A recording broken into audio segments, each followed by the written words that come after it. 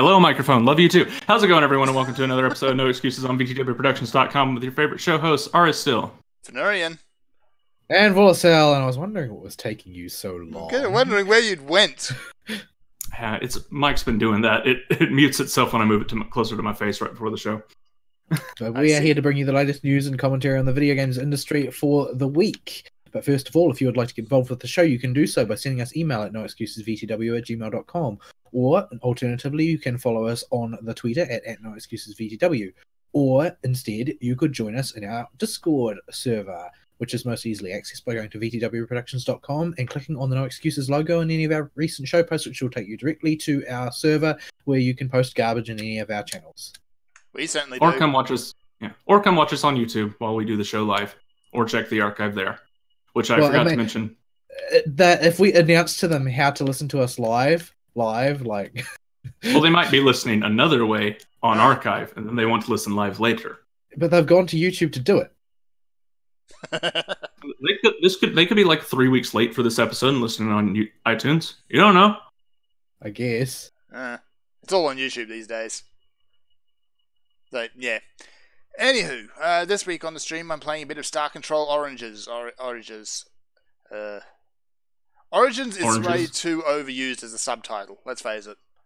It's also way too hard to say quickly in a sentence, so it always comes out as oranges. Yes, it does.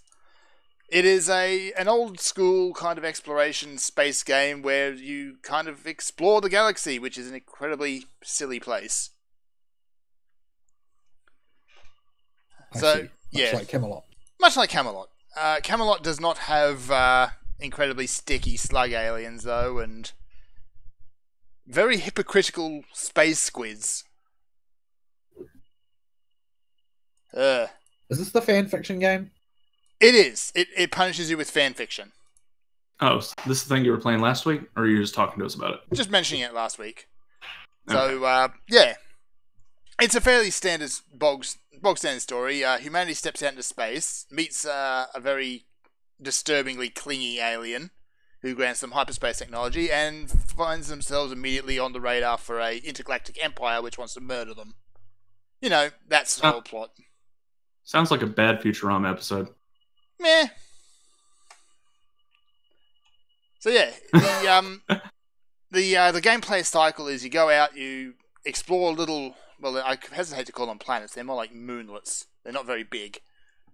Planetoids. Planetoids, yes. Even though Pluto's not actually on the system in the Sol system for some reason. No, Pluto's up for reintroduction as a planet. I wish they'd make up their mind on that. Yeah, the definitions have altered, and yeah. Yeah. So it's now a contentious issue again. There's none of this bull crap about people being smug. No, Pluto's not a planet. Nah. No, we'll win this fight. Pluto's a planet. My mother just served us 9 pancakes. There has to be pancakes for her to serve. Yeah, it doesn't work if you use Artemis at the end of that. My very educated mother just served us 9 pancakes. Yes. You can't leave them hanging at 9. That's just mean. It kind of takes the awesomeness off that mother. Yeah. She just served you 9 what? The Slaughterhouse 9? I don't want that. Nobody wants that. No. So, yeah. Worm jokes. Yes. So, yeah, you go around, you explore these planets, you collect resources and sell them for the most part. You hang on to a few because there's a few missions that need them. You upgrade your ship, which lets you explore further and new kinds of planets, and repeat. And eventually work your way through the storyline. So, it's not an overly complicated game. It's just a very simple cycle, but I think it's really held up by a lot of the writing. The aliens are usually an absolute joy to interact with because of how stupid they are in a lot of cases. Except when they're reading fiction. Yes, that's incredibly unpleasant. So you've got things like an evil AI that is completely and totally an evil AI, but denies it, and then installs malware on your ship because why not? You've got a race of space cannibals who are exceedingly British and polite about it. And yeah, the smug, overbearing empire who just wants to murder everything because they see everything as a potential threat. to their smug evil empire. So yeah, it's good fun. It's not really something with a whole lot of depth, but it's just a good sit down and kind of play it type game. We'll talk about one of those probably in somebody's week. No doubt. Yeah. We'll talk foreshadowing, dang it. Don't do it now, Fern. Nope. That said, though, I can't compare it to the old school Star Control games because I've never played them. Apparently, they also continue the history of rather daft and idiotic aliens. So, while we're playing the show, I will explore the galaxy and see if I can come across the great god Jeff again. Oh, no. Was I a character designer for this game in a past life? I don't know, but he continues to be Jeff, who presides over a race of small, cute, furry, incredibly accident-prone meerkat things. For those that don't get the joke, all characters, when I didn't think about them beforehand in any tabletop game I run, always get named with a J. Usually Jeff. Yes. So this time Jeff is he's actually a von Neumann probe, but these aliens call him a god. So, yeah. Anywho, really that's about it for my week. There's a few other bits and pieces. I reached the end of Worm, which was very, very apocalyptic ending there, particularly for the very big in scope, very experimental in writing. I'm still not sure how I feel about its quality. Yeah. Try not to spoil it too much. It takes a lot of paying attention due to the way it's written. The character becomes a pseudo-unreliable narrator. What they're explaining is still happening, but their ability to express it gets greatly diminished. Not to mention actually process what they're doing properly. Yeah, and eventually their ability to process information gets down to such a point where they just can't recognize facial expressions or gestures anymore as language. Yeah. Yeah. Like, they're breaking down on a ridiculously fundamental level to human interactions. Mm-hmm. So, yeah. So, yeah, it's you have to pay very close attention, especially as the last arc goes on, because the narrator becomes increasingly unhinged, and it's really hard to follow if you're not paying attention. Yeah. You can't be playing a game and listening to that at the same time. Nope. There's some really horrible things that happen in that last chapter. Actually, if you think about it from the perspective of anybody else, it's incredibly horrible. Oh yeah, it comes up in Ward. Actually, it doesn't come up in Ward because it's so traumatizing to everybody. Yeah, it's mentioned a little bit in the epilogue, but everyone kind of just skims around it. There's a section where Jessica Yamada in Ward just goes, the reason nobody talks about it is because it's so traumatizing, and that's the last we've heard of it in universe. Incidentally, that mild-mannered psychiatrist Jessica Yamada has become some sort of world-saving entity now. Oh yeah, she's like the only person that can give sanity points back to a Call of Cthulhu character. She's a meme in Out of Universe. Yeah, I thought she might. Because she's a therapist in a setting with a lot of screwed up characters. She effectively talks down a character who is, for all intents and purposes, Mab from the Dresden verse. If Mab was on crack. Yeah. So, the ending is a bit of a head scratcher. Morally, it's reprehensible, let's face it. Like, the good guys win, but damn, the cost is high. Like, the world... Well, the people live to make their lives better again and build what was broken. Yeah. At the end of the day. It isn't a rocks fall, everybody dies ending. Yep. But it's about as close as you can get to one without it being that. It's pretty close. Evangelion? No, not quite like that. The number of people alive is still quite big. Better than 2. Well, considering the death toll is in comparison of overall percentage of Earth population. Multiple Earth populations, and it kind of starts at 50% dead and goes downhill from there. Yeah.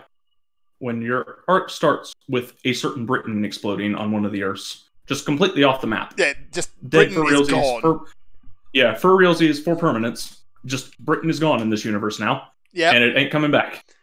Yeah, not just part of it like it happened with Japan. It's just all of it. All the British Isles gone. Just to prove a point. But it's not a finale that's going to make everybody happy that reads it. No. It was divisive when it came out, and it's still contentious whether it's a good ending or not.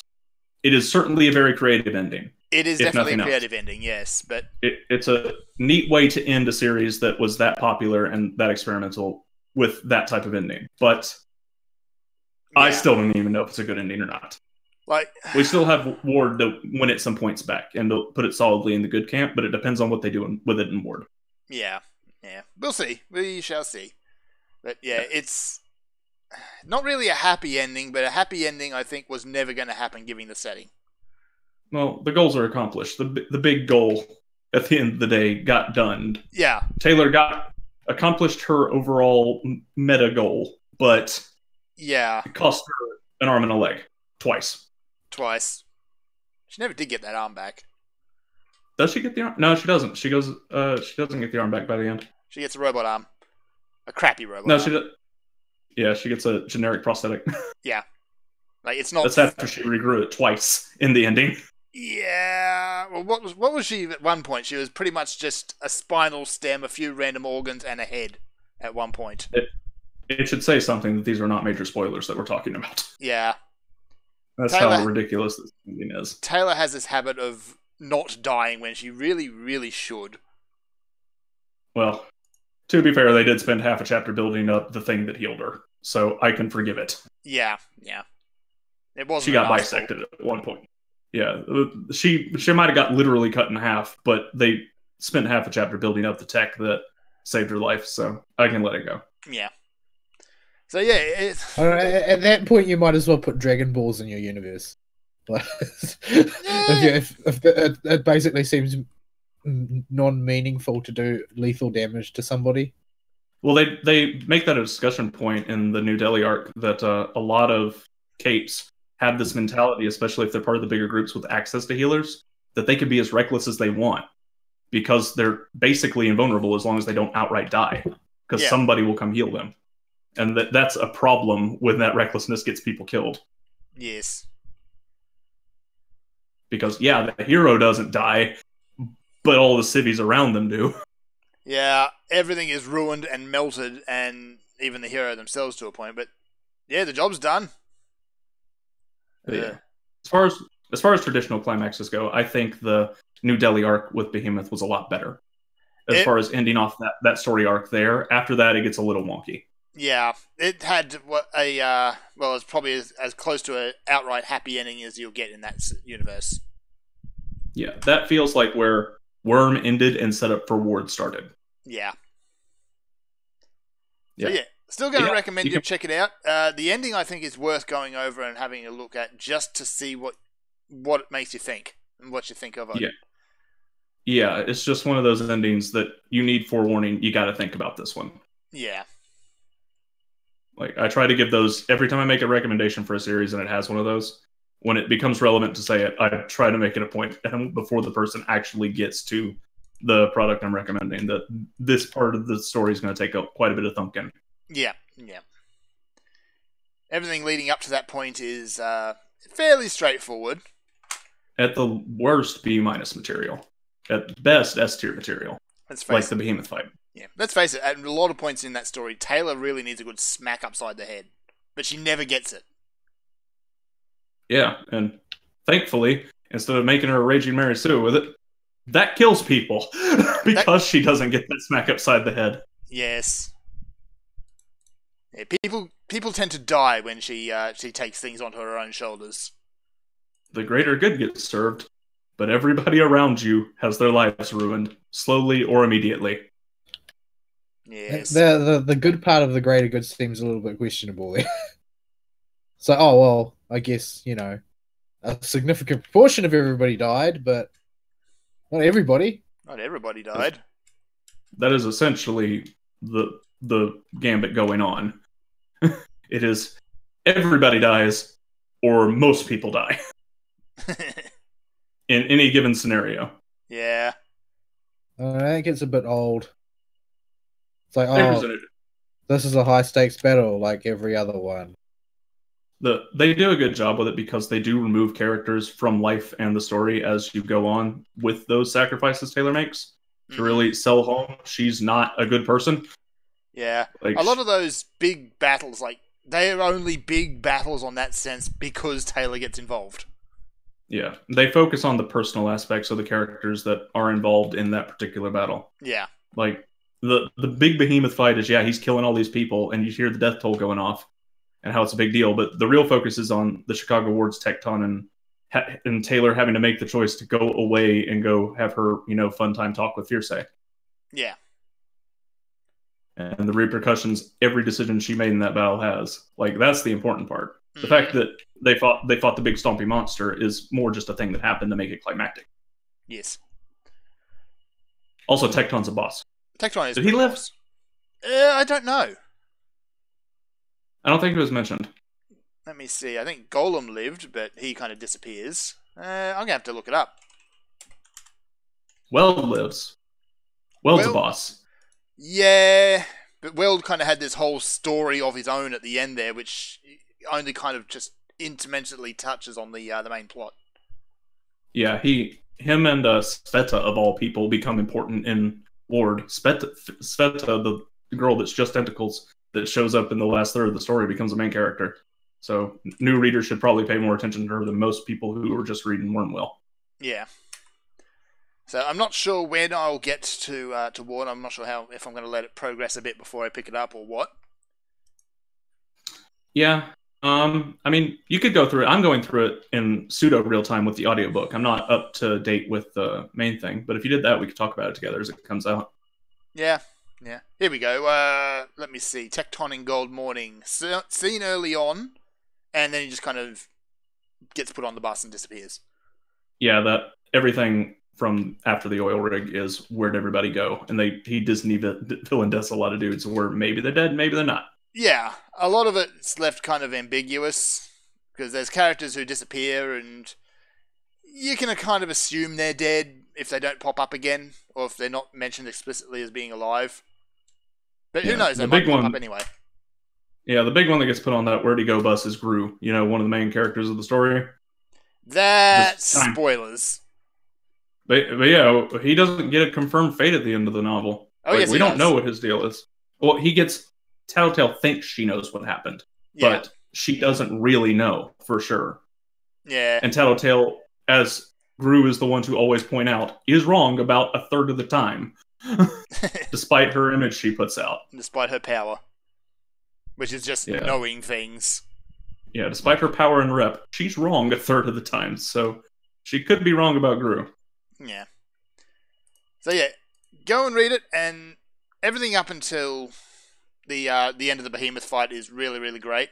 After that, I think your mileage is going to vary a lot. Yeah, that's fair. Yeah. There are some parts where it goes back to Old Worm, and you'll get some taste of what was before while it sets up for Ward. So yeah.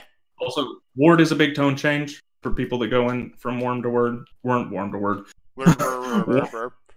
Mixing O's and A's from Worm to Ward. It can't go a whole lot darker, admittedly. No, it takes a very focused on recovery aspect. The central theming device is therapy. Like, it's a therapy group that's wanting to become heroes in Ward. Yeah. Considering who the protagonist is, a lot of therapy is going to be needed there. Yeah. Yes, very much so. Yeah. But yeah. So the tone shift's pretty big. If you're doing the audiobook, most of it's listenable to. I would say none of the chapters are explicitly bad except for Queen and the other one Meg does that's like the PRT Fun Times arc that isn't that big a deal for the story and honestly could probably just be skimmed. Yeah. I think we ratted on it last week, but yeah, Queen was, for a big apocalyptic massive event in universe, it was pretty disappointing to have such terrible narration. Yeah, you're good for the entire audiobook except for Queen. Go read that one instead. Yeah, there were some really, really bad versions, but they've since been redone, except for Queen. Yeah. Yeah. So that is the recommendation if you want to check out Worm at any point. It's audiobook is fine, but Queen's bad. Go read that one instead. Yeah. And your mileage at the end will vary. As far as stories go, though, it's not for everyone. It's superheroes, except superheroes gone really, really wrong. Well, it's one of the few stories I would actually apply the label takes a realistic approach to things. Mm-hmm. Like, people say stories do that, but Worm actually does that. And not in a deconstructed way. It plays it straight. Like, from the start, it's like, this is what really that's what a happens. deconstruction is. I mean, in relative to other media that portrays it. But, yes, it's a hard thing to get across in words. You'll know it when you read it, though. Yeah. The words I just said will make more sense then. No, the words you say never make sense. You would say that even if I spoke fluent, perfect English all the time. But you don't. Therefore, the words you say don't make sense. Anyway. We're losing the plot. Where was the plot? So, yeah. I'll pick up Ward at some point, and not sure when. Maybe after I go back and go through the closing chapters of Worm again and really catch on what happened there. Yeah, that's fair. I'm going by arc on the audiobook. Once the audiobook finishes an arc, I do the whole thing. Yep. And that's been a fairly good way to go through it, I think. That's how a lot of people are doing it. That's probably a good way to do it, yeah. You're not left mid-arc that way. Yeah. And not left with, the Dresden Files blue balls. And because Jim Butcher, do your job. Do your job, Butcher. And you can be sure it's going to come out on time because the dude, both Rain and Wildbow, are ridiculous about their scheduling. Yes. They are not going to miss no gig. Yep. What else did I do this week? A little bit of anime. Watched the last episode of the series from My Hero Academia. Honestly, I found that it kind of ended on a bit of a low note, didn't it? Just had to break it somewhere. Yeah. Like, the arc that follows from where it left off is supremely dark. Yeah. Like, they couldn't end partway through that. Everybody would just cry. Yeah. Nobody told Food Wars that. They just end mid-arc for no apparent reason there all the time. Yeah, they have issues. I think they must be scratching for Dosh or something. Yeah. So, yeah, it was a fun episode at the end, but it's not really, end of season material. Everything's kind of calm now. Which, yeah. I think I'm one episode behind. I don't think I'm at the latest episode. I think I saw the one before it. Mm-hmm. The thing that they're working with here, though, is that they're trying to develop the League of Villains parallel to the class of heroes. Yeah. Like, both of them are sort of like taking turns to have their advancement phase sort of thing. Mm-hmm. So, yeah. So things are going to go straight off the cliff's edge as far as in-universe cynicism goes. Like, it's pretty rough. That's the impression I get, having the season end on just such a nice, neat note. Everything kind of quiet and tied up. Things are going to go horribly wrong right from the get-go of next season. Yeah, it's very unpleasant the way things start to go immediately following. Like, it's I don't know. It's like they start dealing with things that are sort of like more practical problems, building on their first real glimpse of practical problems in a superhero centric world is really the ideological one with Stain, the hero killer. Like, that's the first time that they really bother to tackle heroes as a thing, and that will start to sort of go forward from there, and you start to see a lot more. Basically, the writer is aware that up until this point, everybody who's not like this is a retelling of Death of Superman, basically the first part of the story, and so All Might basically gets removed from the plot in slow motion. So it's pretty much established, though, at this point that everybody who is not All Might is pretty much invincible, because Deku's basically been you know, been through the meat grinder and come out the other side just fine. And and lots of others have as well. Like, you know, Bakugo gets kidnapped by the worst guy that they know of. Yes. And is perfectly all right and still angry. And shouty. And basically his character development is very subtle, but there's been no major paradigm shifts because nobody's really in danger. Like, I think that this is part of the sort of the coming of age part of the story, is that the reality of them being in mortal danger all the time is not quite solidified yet. And it's really going to start to come out over the course of the next arc, that, you know, the world is actually an incredibly bad place full of incredibly bad people doing incredibly bad things, and with no All Might to terrify them into submission, things are going to get a lot worse before they get any better. Yeah. They've spent a lot of time in the show building up this thing with Stain challenging the base level ideologies of the people in that universe, and I really hope they do it well, because it's really going to make or break the show for at least a good 2 seasons, based on how they resolve it. I think it is the underlying element of the show, from what I can tell. Like, I mean, it's still, you know, a shonen coming of age story fundamentally, but I think that that's their main thread. Is it's almost a deconstruction in its own right of, you know, if everybody is a hero, what does that really mean? If anybody can do it as a day job, what exactly is the value of it? Do they really deserve the sort of accolades that they get? What is their reasoning? Does the word hero even mean anything in that context? Like, that's the sort of thing they have set up initially as their cause for the story, and it's going forward be something that becomes not just a theoretical question, but also sort of a practical end, sort of in a less obvious way, sort of after the style of like it was dealt with in The Incredibles.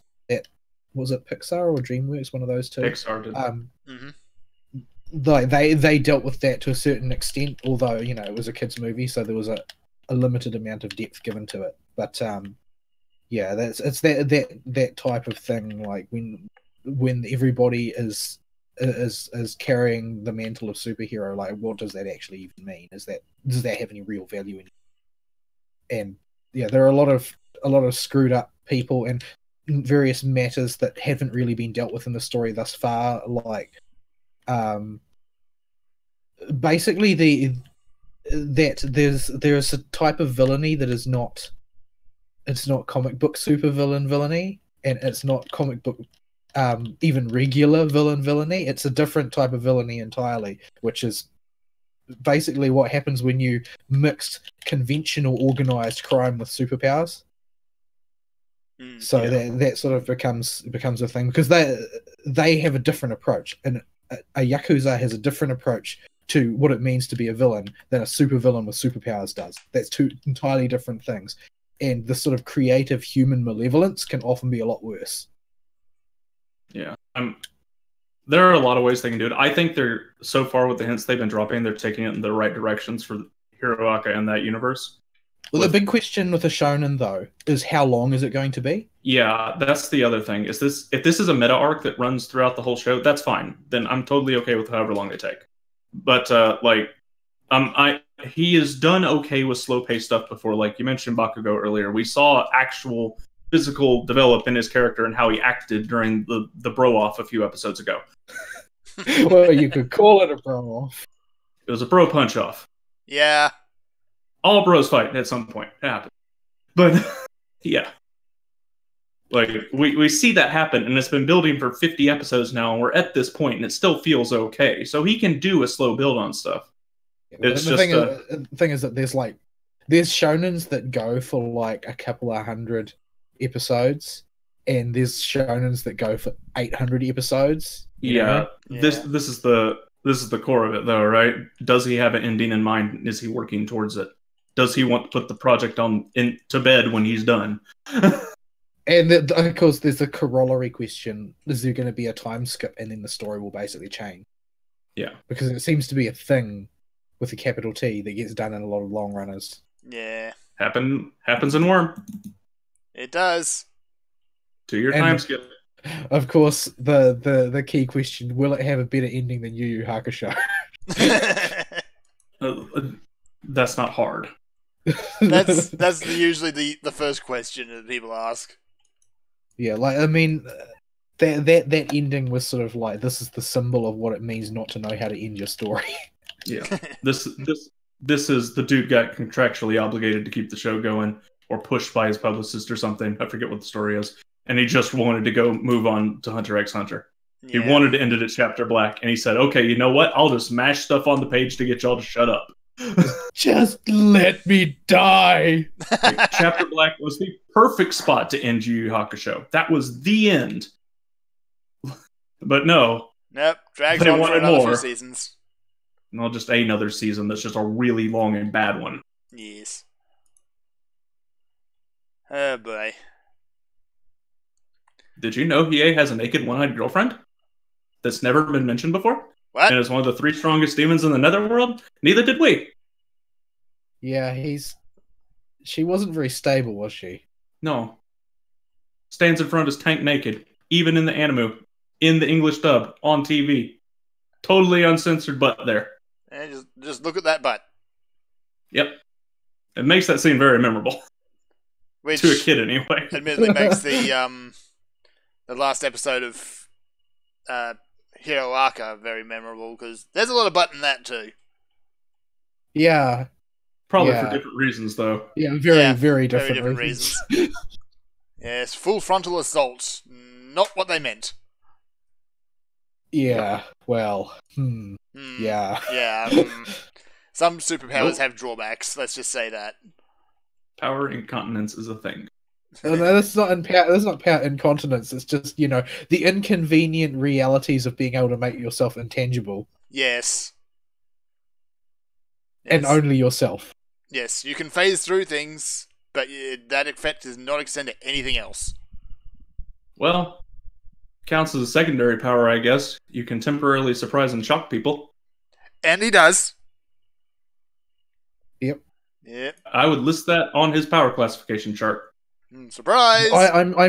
I'm glad that they had the foresight to write telefragging out before it became an issue. Yeah. Because I was a bit concerned that this is obviously a villain power in the making. I hope they foresaw that, and yes, they did. Yes, they did. So it's so basically causality just rejects it, because it's a nonsensical thing. So it just copes the best way it can, and if you have 2 objects in the same place at the same time, it just forces them apart. Great fun in FPSs, not so great fun in a narrative sense. Yep. Not when people just start telefragging people. Then you get Chunky Salsa. Yes. Yeah, you get Chunky Salsa, the other end of the teleporting spectrum, the hyperdrive scenario in the latest Star Wars movie. I have not watched that. I do not intend to watch that. Which is bullcrap, by the way. Absolute seething bullcrap. Because, it's not like every X-Wing doesn't have a hyperdrive on it. Yeah, we got, I'm sure there are plenty of people willing to die for the rebellion's cause. I got a solution to the war right now. You've got droids. You've got AIs. I got plenty. Just that's right. Out. All you need to do is put a rocket booster on a hyperdrive to get it into position, aim it, and then turn it on, and suddenly no more shit. All right. R2-D4, go fly that ship right in front of that Star Destroyer and push the hyperdrive button. Nice knowing you, buddy. You did good. You just copy him. Just copy him. Just do that. He's a robot. He's software. But there are blueprints somewhere. Robot. It's about giving the dying robot that probably has trouble with his individuality when he could just be copied some solace before he goes and blows himself up. And then you make a copy of him to do it again. He's a robot. Robots are people too. Sometimes. No, they're definitionally not people. That's what makes them robots. If they were people, then they wouldn't be robots. They're extremely unclear about that in the Star Wars universe, at least. Some are people, everything else. Others are not. I've seen experts in the field, in mythology and narrative and that try and I've seen them break down symbolism, both intentional and unintentional, in lots of different properties. there are certain people who are really, really good at it, who are really well read. But amongst that cadre, Star Wars is famously an incoherent mess when it comes to symbolism. Yeah. Like, it just breaks down. Nothing in it makes sense. Nothing in it is consistent. Well, I think if you take the first 3 movies, a lot of the things that happened in those movies was done just because it was cool. And that's it. Well, but that was enough back then. Yeah. But when you try and ape it while you're putting a political spin on it, and then just try and, recapture the same cool thing by cranking things up another notch, it just basically is messier and messier as time goes on. Yeah. And when you also can't write worth a damn, and actively despise the property you're working on. I mean, let's be real. Their inability to write worth a damn is the real problem here. Yes. I'm not going to go watch that movie. I'm just no. Just no. Not worth it. Yeah. No, it's. I've heard descriptions of it much like, for instance, being clobbered in the head with the idiot hammer over and over again for 2 hours. Like it's people that watch it are just repulsed. If they care anything about Star Wars, they're just repulsed by it because it's not. It's like it feels like an intentional betrayal of everything that Star Wars ever was. Like, if you deliberately were trying to spit on it, you couldn't do a better job. Yeah. I've read some really, really amusing in-depth breakdowns as well. Like, just ripping it to pieces point by point. Not over minutia either, but over like broad strokes of this is incompetence, this is inconsistence, this doesn't make sense. Nothing in this movie makes sense, and everybody only ever does things for the stupidest available reason. Yeah. And what's worse is watching the movie doesn't give you anything in a discussion about it. You can gain everything you need to know about the movie to have discussions about it just from 1 or 2 YouTube videos. Yeah. It literally, the things that are wrong with the movie are such big and broad strokes that a YouTube video can cover it. Yeah, well, it won't cover everything because I've been reading this particular multi-part column that an author I follow has been writing on the topic, and it's I think it's going to be like 20 odd parts, and I've read like 9 of them so far, and they're long columns, and he is not even remotely through.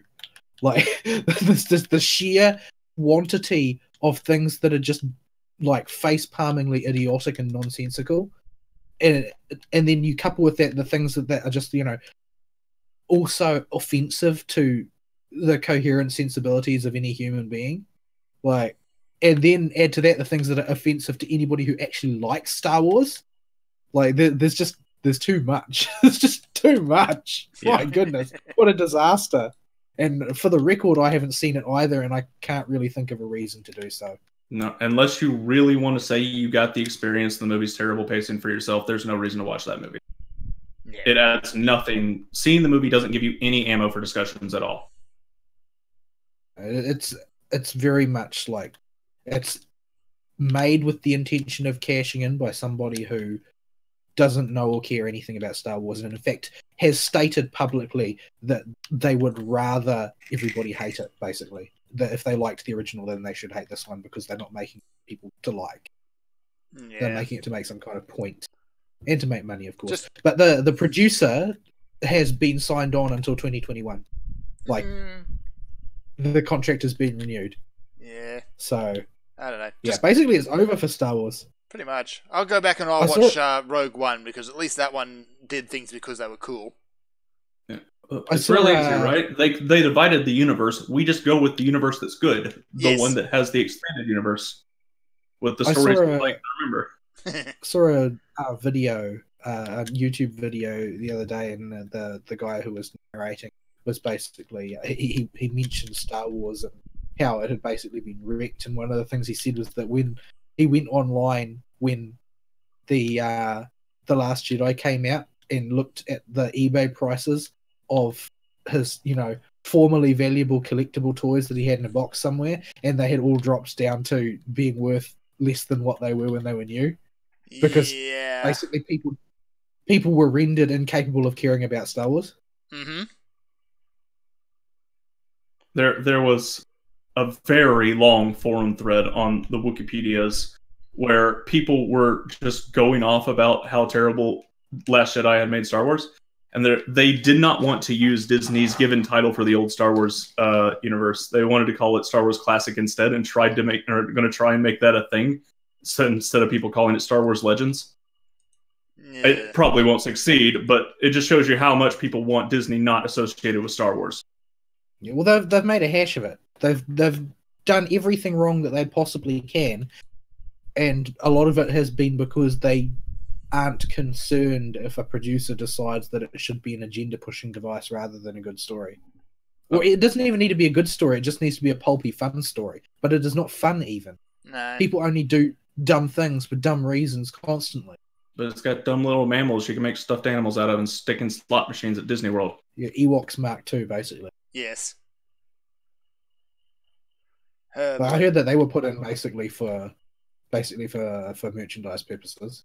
And everybody hates them. It was. I think that was actually explicitly confirmed. Not that you needed it to be. It's very obvious what them little fudgers are. Yeah. Well, around the time the movie released, there were ads for get your own little squeaky thing. Yeah, like that everybody hates. It's clear what those things are. Yeah, Furbies or something like that. Reskinned Furby, essentially. Yeah, they're little rat Furbies that are treated like the minions and disposable, and they just kill them on screen all the time. Yeah, not in a fun, amusing way. It's like amusing when you're 3 years old, not when you've consumed as much media as we had. But it's just like everybody just does universally dumb things. Like for instance, like since I've read enough of these things to know the plot of it of the one. But like the black guy and the Asian girl, who are basically for no real reason, they go on some side quest to find a code breaker to break some code or other. I can't remember the reason. And they get instructions to find a guy in a casino who will definitely be in the casino, despite the fact there's no real reason given for why he will definitely be in the casino, because presumably he doesn't live there. And he's going to be, wearing a particular flower on his lapel or something cliche like that. That's oddly specific. And I can't remember what exactly it was. It was something very much like that. But they can't find him. They get arrested for a parking offence and not paying the fine. What? And then in jail they meet a guy who claims that he's a code breaker, and he also tells them outright that he doesn't trust anybody ever and he never joins anybody's cause. And then they break out of jail, he joins them, and then he dobs them in, and they're all surprised by this. Like, he all but explicitly says, he might even explicitly say, I'm going to betray you. Yeah. Like, this is the sort of stock dumb that the characters are indulging in. And this is supposed to be some kind of twist. Yeah. And what's more, there's no real reason for the Empire to play ball with him either. Like they've got the people they want now. They don't need to deal with this lowlife. So, well, I'm calling them the Empire because they're the Empire, but they're the First Order. Just wearing different hats. Inexplicably equally as powerful as the Empire, despite the Empire supposedly having been beaten, and this never being explained at any point in any of the movies so far. Like, is there a backstory? Did somebody write a backstory to any of this? Presumably there's a comic that explains it, but I haven't read it.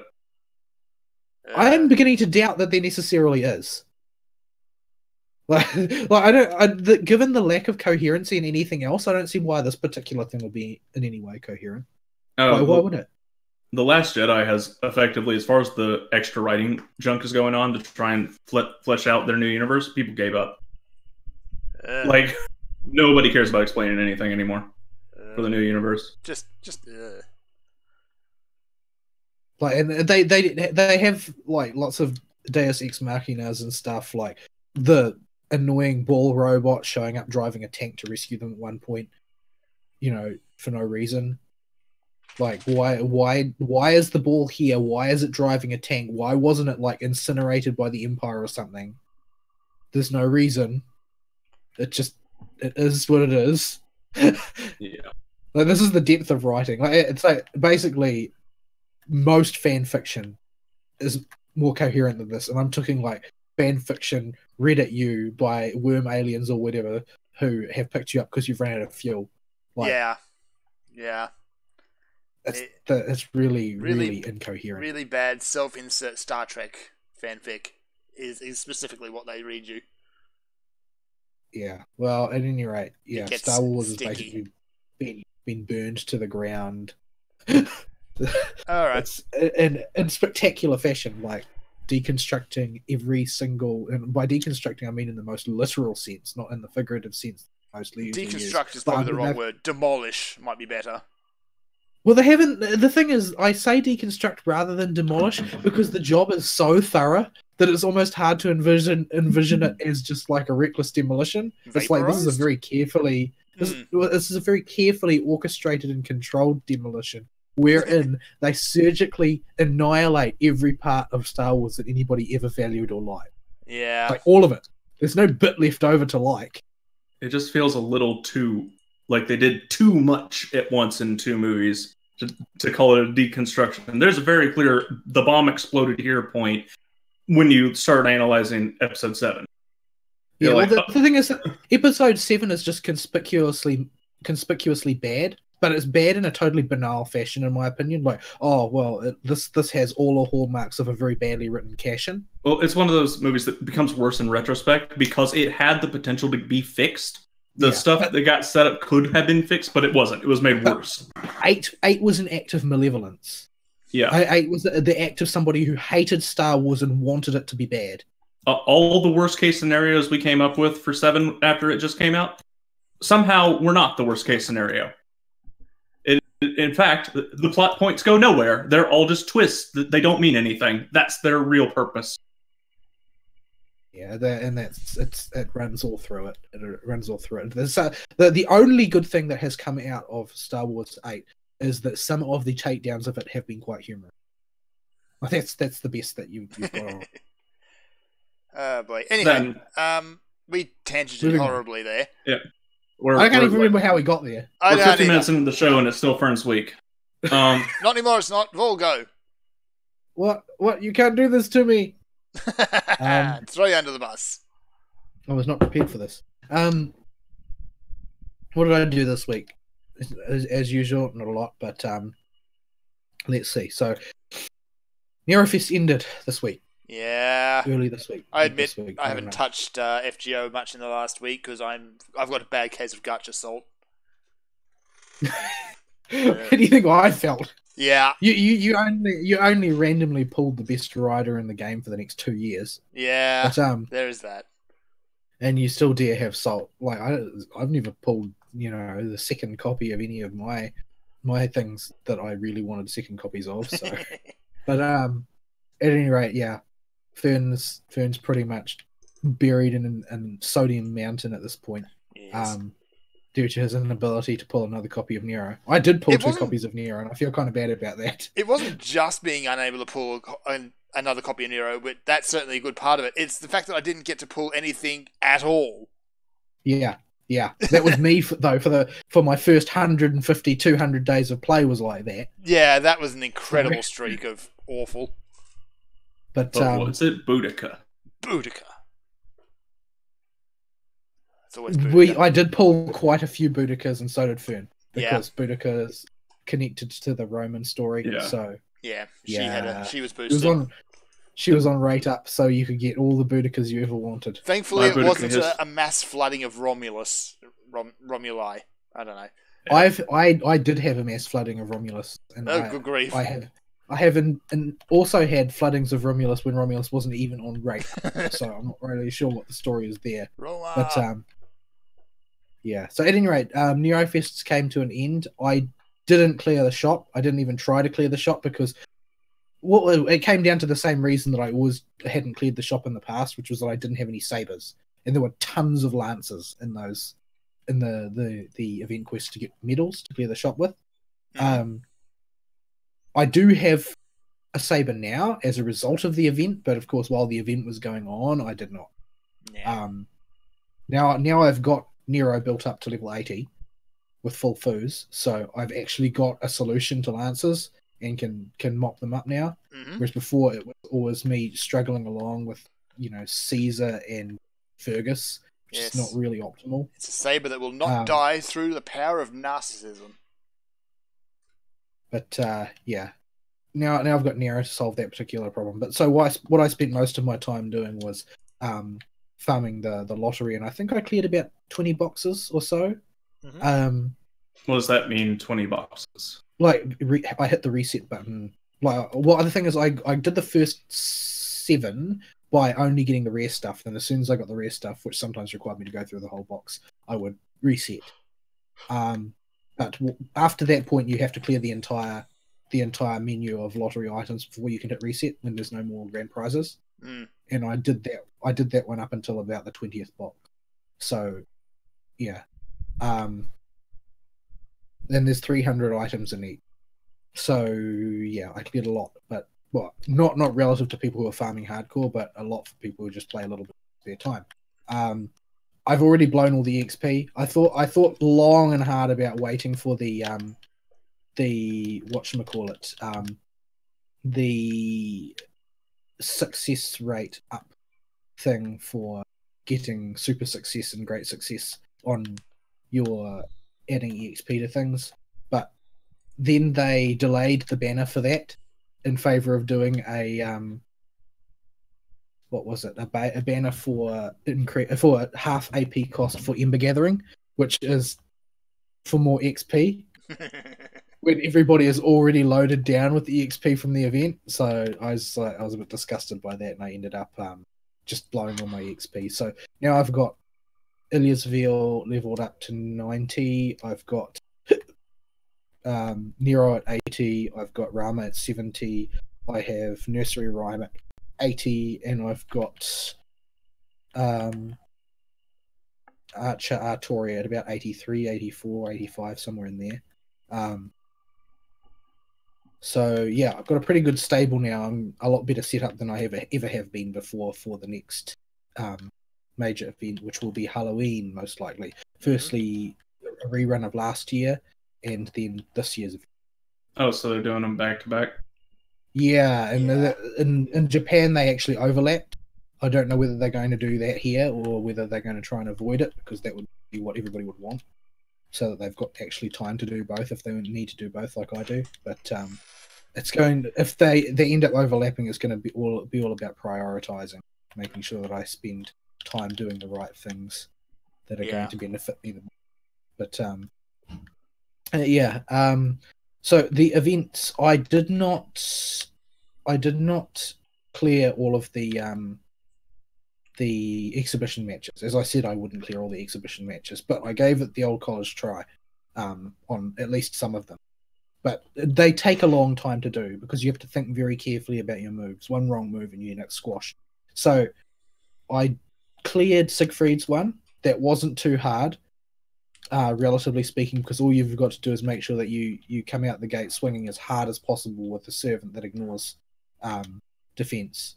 And I had Emir, who, while an AoE servant, ignoring defense and then boosting him up using the event CEs for plus 200% damage and stacking buffs on him. I was able to chip most of his health away. I was still down to my very last amount of gas before I managed to actually bring him down in the final event, but I got there in the end.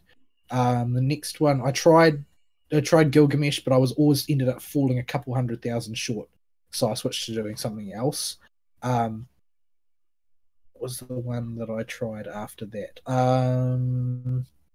After that, I saw, look, the most important thing here is to get the lore, the crystallized lore item from beating the Nero fight, the final one. So I put together basically a team of my best heavy hitters and went to town. And I got very close to doing it without having to use command seals. But when it was down to the last stand and I had a character who I needed to live, it would have gone really, really badly if they hadn't lived. So I decided, you know what, I'll use a command seal, I'll heal them, we'll go from there. Because you can't use a command seal to continue if you wipe Mm-hmm. in exhibition matches. So it's better to use them proactively rather than just, let them rot until the last minute and hope you can save yourself. But yeah, so I used one in the end and I got through that. It was rough, but I got there in the end. I can't remember who was instrumental for that one. Can't remember what I did exactly. It was probably Martha Ruler was probably the linchpin there, which is often the case. After that, I did the Parade of Hassans, which was a marathon. That fight took me an hour. How many Nearly an Hassans hour. exactly do they throw at you? The full 100? It's 30-something. It's 30-something. You Okay. don't have to do the full 100. But I say it's 30-something, that doesn't sound like very much until you realise that like the entire back half of them have like 80,000 hit points. Eesh. Yeah. And you've got to somehow find a solution to this problem. It was rough. Like, you have to set your entire team up to be able to do a really, really freaking long haul fight. It's not very friendly. What did I use? I had my primary attacker for the entire early part of the fight was Medea. Oh dear. Like, it was rule breaker spam all the way. That was my primary strategy, and I backed Medea up with Iris Veil so that I could have guts and healing available as often as possible. Mm-hmm. And I backed Medea up with Tamamo, so I could decrease the amount of time I spent on cooldown and with my skills, and so I can boost up my Noble Phantasm charge gauge and try and keep my health up. And it was basically an act of endurance, like, because Medea's Noble Phantasm is a single target Noble Phantasm that does the damage of an AoE Noble Phantasm. So it's not efficient on the offense, but you can't afford to let any of the major Hassans, like the ones that you can summon as servants, when they appear, you need to rule breaker them without killing them and then kill them. So you can't use too much damage at any one time. Okay. You have to be very judicious about how you apply your damage, because if you do kill it outright with rule breaker, or you kill it without using rule breaker to purge its buffs, it will just insta-jib one of your characters. Straight off. So you've got to be very, very careful that you stab them gently with rule breaker and then you kill them. Just a gentle stabbing. Just a gentle stab. So yeah, it was rough. You have to be very careful how you prioritize things, because keep in mind, assassin class servants have a 3-notch Noble Phantasm gauge. Mm-hmm. So you don't have very much grace period before one of those things is going to sodomize one of your servants. You need to knock them down quickly, and it's not very easy to do so. You've got to be patient, you've got to be cautious, and you've got to not cock up as badly as I did late in the game. So I screwed up eventually. I was getting very, very close to the end, and I screwed up eventually, and Medea got killed, who I managed to keep alive up until close to the final boss. But things started going south very sharply after that, and I ended up making a grievous mistake and insta-jibbing, because I did more damage than I expected, because the next servants that came in were damage ones, so because I didn't have that many low damage ones. But so I accidentally killed Cursed Arm Hassan, the second version of Cursed Arm Hassan that you fight, and when you kill him, he casts death on your entire lineup. Oh dear. Everybody on the field. And so I was like, oh, I guess it's over. And then I'm like, hold on. I still have Mash, and I still have Ruler Martha. And guess what? Ruler Martha has a plus 200% damage event CE that I just stuck on a random servant because I couldn't use it on my main lineup, because you can't do damage to them too quickly. So basically, Martha comes out loaded for bear, and Mash is there to draw all of the fire with her taunts, and I just beat the living crap out of all of the other Hassans before they ran out of health. And it was victory at turn 56. Yeah. Oh boy. It was a long fight. That was a very But long fight. I actually found it quite rewarding. It was surprisingly tense, surprisingly enjoyable. I got there in the end. Oh, I think you sent me a screenshot of that fight after you were done. Yeah, he did. It took me such a long time. But the other one that I did is I decided to patrol the Thought Queen. Why? And she was by far the easiest because I just had the perfect tools to wreck her. So you just got deep satisfaction out of that. Yeah, it's because she just happens to be very vulnerable to Shiki.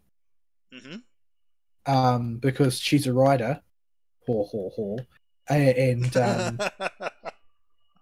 and her main strength is that she's completely loaded with buffs. Because basically she has a whole pile of lackeys and each of them confers a buff on her. Mm-hmm. And so the orthodox method of dealing with her would be to chip away at all of those lackeys and then beat her up. So instead of doing that, and I actually botched this because I picked the wrong servants in my lineup before the first attempt, so I just withdrew and tried again and then got her that.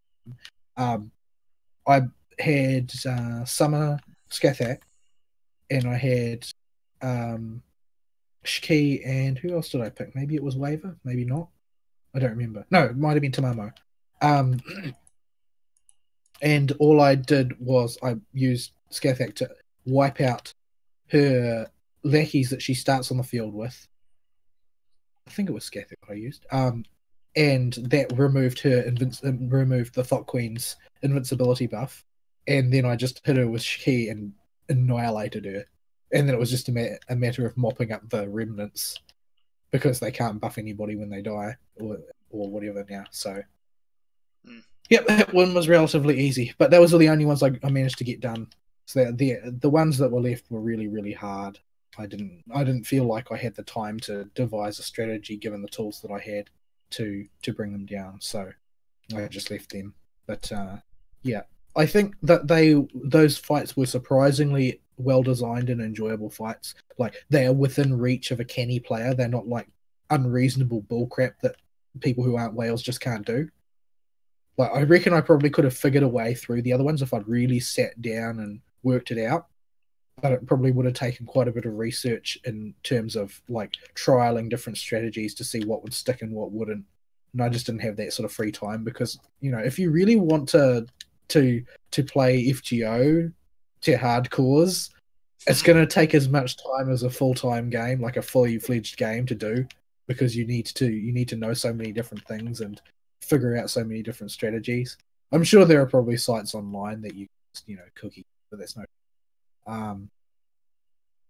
Yeah, so that was FGO, and we're currently in a lull period. Hopefully I'll be able to make some progress on Camelot, but I think that I'm almost up to fighting Gawain, and I'm not looking forward to that because Gawain may be a trash servant when you summon him, but he's a freaking monster to fight in the story. So yeah, I'm not sure how I'm gonna do that one out. It'll probably involve a great deal of abusing Uriali's charm abilities. So yeah, see how that goes. Yeah, the numbers were just a little too big for me to try the one event I might have wanted to do. Just a hair too big. Them health pools were too big for me to get the foreign god hearts from the dragon dude. His health pool is actually relatively small because his his defense is so high, so he doesn't have that many hit points in exchange.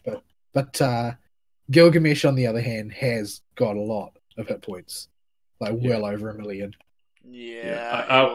I have no options for doing any of those fights without sub-max level characters. Like Shiki's on her way to 80. And Shiki max is at 90. Yeah, I know. That's why I was trying to get the old god hearts to get her to the next ascension after I got her to 80. But she wasn't even there yet, and I spent every single EXP card I got to get her from like 60 something to wherever she was. But she ended in the mid 70s, and Gil was in his 40s. He's not usable. Jean's always useful as long as she doesn't die, because she can make everybody invincible. So I drug her along, and things just wasn't dying fast enough. Yeah, that's basically the issue with that fight, is that he can outlast you. Yeah. He'll cut you down. Because the only thing that you had that would have been able to really touch him would have been Shiki Snowball Phantasm. Yeah. Mm-hmm. Which I spent a whole lot of mats and spent a whole lot of medals getting Phoenix Feathers to buff up, but it wasn't quite enough for that fight. No, you're not really gonna swing it that easily. I didn't expect to beat it. I just wanted to take a crack at it. Well, I mean, you're not even going to get another chance at it, so it's worth having a go just for the experience, because those fights only come around once. Like, even though Neurofest happens quote unquote every year, it's the fights are different every time. Oh, that's cool. But yeah, although in Japan Neurofest didn't happen this year because Gilgamesh hijacked it, and you know, Gilgamesh has a funny idea about Holy Grail Wars, because it's like the Holy Grail War is like the super secret war. It has to be kept secret. Anybody who witnesses it has to be killed. And like Gilgamesh holds it in Madison Square Garden and sells tickets to it. That sounds about right. Well, probably still more subtle than the televised game show Kyrie and whoever else was working with they made it in Carmel Phantasm. Oh boy. Well, I don't know. It's hard to say, but yeah. Anyway, so FGO hopefully will quiet down for a bit while I can get myself together and prepare for the next set of events and do some progress in Camelot, because you know Camelot's where the story really starts to get good. Everybody says so. I'm looking forward to that, and things get more and more complicated from there on as well. Like you start to see some of the conflicting interests that are actually going on in the background, rather than just being some sort of amorphous disaster caused by some grand arch enemy. But Sideburns. Yeah, Sideburns. Yes.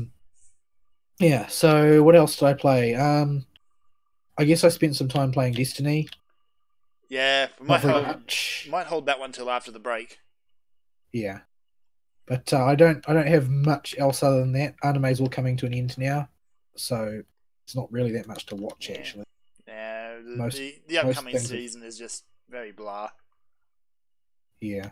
Well, mostly the things that I'm waiting for are on the distant horizon.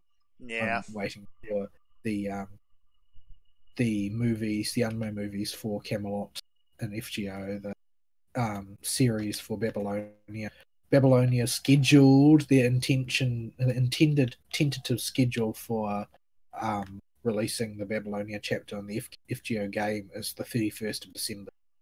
Mm-hmm. So, yeah, hopefully I'll get to play through it before the anime comes out, because I think it would be really better to see it that way. But yeah, I'm interested to see how that goes. But yeah, there's nothing I'm excited for in the next season. This season pretty somewhere between mediocre and incredibly bad. Yeah, there are a couple of brightish spots, but not too many. I think the ones that have stood out this week was Planet With came to an end, and it ended well. I don't think I've ever seen a more effectively, tightly told 12-episode giant robot anime. Like they managed to do in 12 episodes what normally takes 20 odd. And I think that they did it reasonably effectively. No, I don't think it's good enough that anybody will remember it in a couple of years' time, but I think that it was actually really good. It was done quite well. What else? I'm not sure if Overlord is continuing or not from where it is. I'm sort of a bit hazy on that, but the episode I watched last night was like reminding everybody that the main character is evil, like categorically. Or rather, he's amoral. Yeah. He's not evil in the conventional sense. In fact, he talks about it in his internal monologue, because he just doesn't feel anything. Like being turned into an undead, basically made into a total sociopath. The only thing he wants is to expand his domain. He doesn't have any feelings about it. one way or the other, is he just wants it. So they show that in no uncertain terms, and it looks like he manages to off like 200,000 people, and it is like with the flick of a wrist, and he doesn't even care. But, yeah, so this is the first time in a long time they've really brought into focus the sheer scope of his power when he's allowed to just do as he pleases, and there's nothing to stop him. Just how because he has a lot of moments where he appears to be a nice guy, because either he doesn't have a reason to be a nasty guy, or it's to his advantage somehow to be nice at that point in time. So I really did feel for a while like they were giving people a strange impression of him, that he was actually not all that bad, because he kept doing nice things, but they were always nice things for a reason, or at least for lack of a reason not to. And now they've shown that none of that was an indicator of any kind of moral compass. There was just there were incidents that happened. Just in the case, usually. Yeah. In the case that is at play now, he doesn't have any reason not to practically commit genocide. Fun. So, he does. And it's pretty horrifying. And those are the weirdest looking goats that I've ever seen. What? He summons Lovecraftian horrors, the goat one. Ah. Oh, Shub-Niggurath. Yeah. The word was in the middle of a proper name. You can't call me on it. Right, anyway, yeah, I know where you're going with that, but yeah. Anyway. That derailed things. He summons like 5 of them.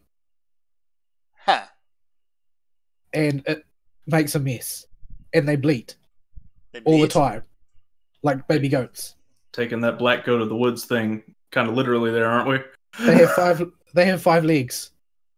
And lots of tentacles. Right. So, but I think they have 5 legs. They've got like 15 mouths. That's a lot of mouths. That's canon. That's canon to the Lovecraftian universe. They have mouths. They at least Mama has mouths. These little goat kids are wealthy in the mouths department. Yeah, that sounds pretty Lovecraftian. Mama is the mouth monster. They have very white teeth too, so obviously they've been cleaning them. But yeah, so it's basically horrifying. Everything that happens is an atrocity, and it's exactly the episode that the series needed to remind everybody who exactly Momonga is. He is, in fact, a complete bastard. Because it's got a real ensemble cast going, so it's easy for very, very polar opposite characters to slip out of focus if they don't get full attention for too long. Mm-hmm. So, yeah, I think they've done a really good job of reining that back in. Yes, in the nastiest possible way, by the sound of it. Yeah. Yeah. It's just a little bit of jealousy. Pretty horrible. Just keep in your head the image of them having to go back to their Eldritch Horror land and brush their teeth with toothbrushes every day to keep their teeth that white. Yeah. That'll tone it down a bit. That's very silly. It is quite silly indeed. Yes. Yeah, I think it was a good episode. It was like I hate horror generally speaking, but it was a sort of like horror censored carefully, but it doesn't really matter that it didn't show anything particularly gory or anything like that, because the purpose was to show the scope of his power and how completely out of hand he is when left to his own devices. But yeah, what the show really lacks at this point is Momonga himself doesn't have a credible opponent. Like, it's heavily implied in the first season particularly that there's at least one other person in the world somewhere who is a genuine threat and has the same sort of hacks stuff bought from the in-game shop that he does. And but that person has made no appearances.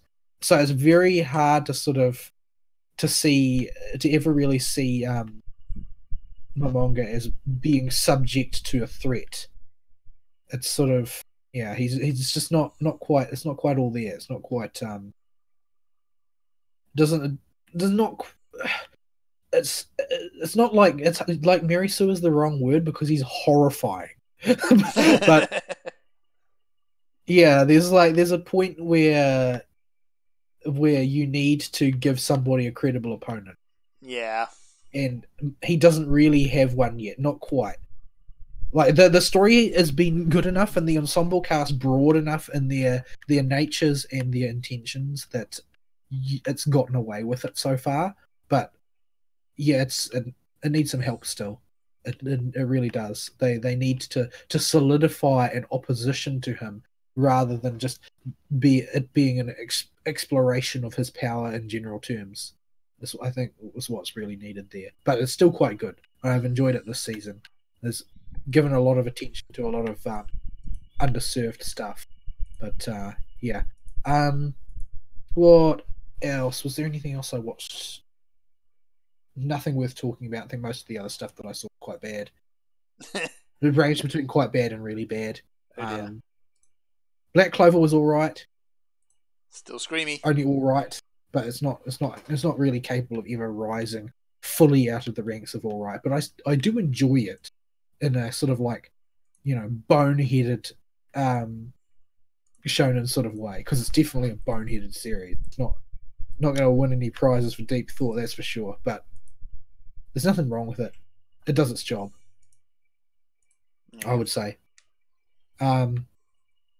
Yeah, I think I will leave that there for mine. Oh, we're approaching an hour and 20 minutes. We should take a break so we don't lose the recording. Yes, we should. So we're going to go to a break. Here's some music, and we'll be right back.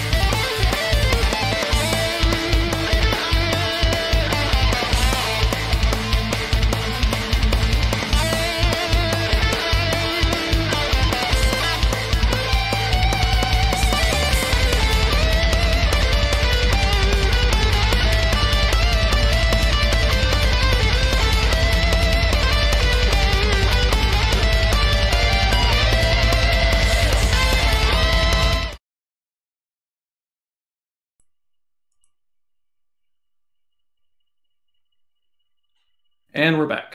Hey, the microphone worked this time. Yeah, well, it only happens when I move the mic. Sometimes I think it has like earthquake protection or some kind of jostling detection in there. Or if it's getting shaken around, it'll just mute the mic so it doesn't bug people on the other end. Handy feature sometimes. But not in the 5 seconds that I move it closer to my face right before the show starts. No. I actually remembered YouTube in the original stick I did, and then when y'all didn't respond to the stick, I had to do it again. Yeah. So that's how I realized it wasn't on. Right. So, I guess we'll tie everybody's weeks together. Destiny 2.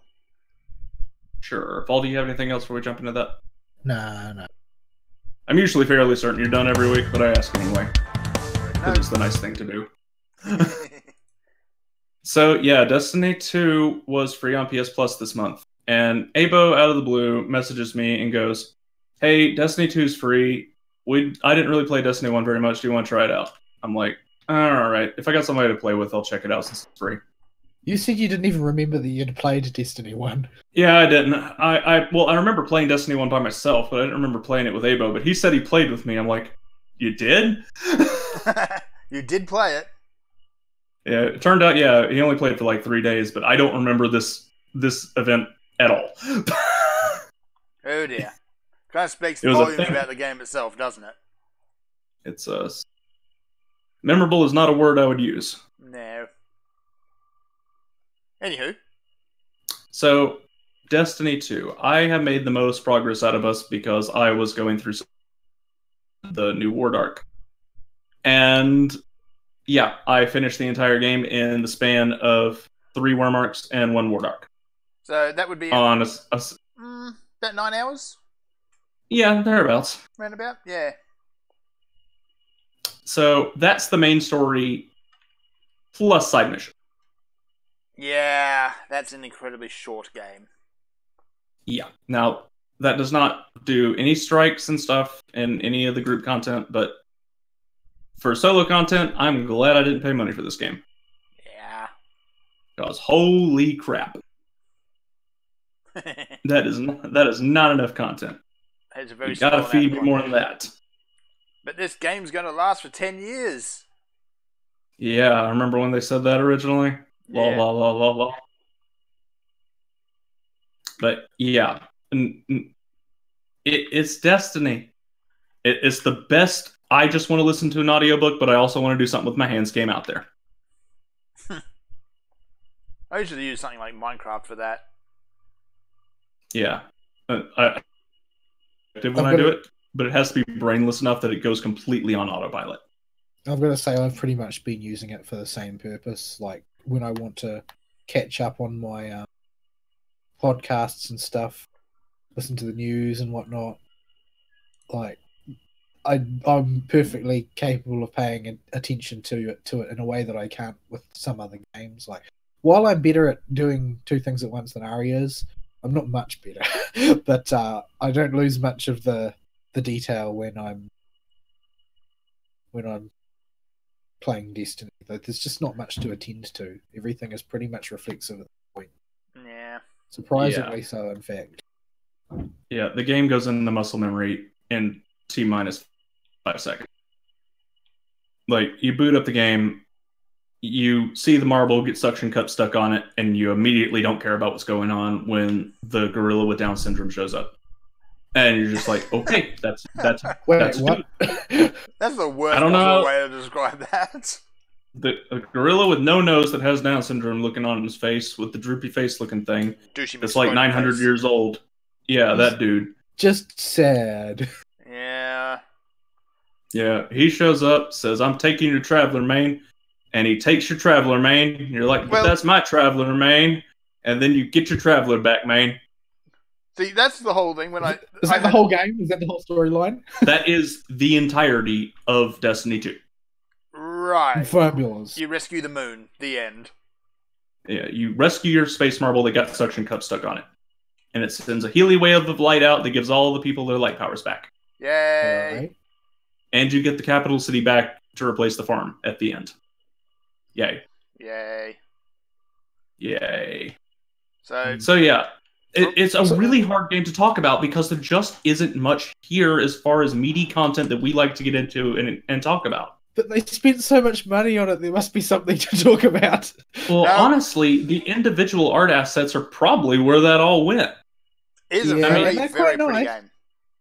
There's some nice art assets there. There's some of the stuff has got a nice style to it, and there's a lot of attention to detail in certain places. Mm-hmm. It's just that detail doesn't weave into anything. There's no greater whole idea here going on. It's just a collection of things some devs thought were cool. Yeah. I don't know. I guess overall I can't find an underlying philosophy behind what they wanted to accomplish in this game. Because it's just like a Borderlands without the character. Yeah, it doesn't have the character or the loot satisfaction. And it's just so easy that they have all these diddly dang mechanics flying around that you could totally go on the wikis and learn about, but it just doesn't matter. Because I didn't even know that there are lots of mechanics that I could go on the wikis to learn about. Because basically, I can run around and shoot things, and like I cannot play. I'm bad at FPSs generally. Mm-hmm. I am almost unsalvageably bad at FPSs. If you want to regard the use of a controller to play them, let's be honest though, you're not polygon bad. I'm not polygon bad. Like I know that you're supposed to point the gun at the enemies and not at your own foot. Yes. But I'm still no good. But I can cruise around and shoot things with a minimum of difficulty. And I don't die that often, all things considered, considering, my usual method of play in any given video game is a suicidal berserker charge directly toward the enemy. Like as my only strategy that I have in my playbook. And it really hasn't served me too badly. Like I run in there and I punch everything to death, and it's all good. They even took one of the weapons you used to have to pick up in the world, the sword that used to be a power weapon that was in specific levels and missions, and just made it a standard heavy weapon. And you could just go around with a sword and one-shot everything. And I do mean one-shot. Yep, I've been going around flailing it all over the place. What's that? You're a boss? Whack! 2 hits at most. Yeah, usually the first hit takes off like their shield plus about 95% of their health. Yeah. Like you could sneeze on them and they'd fall over after that.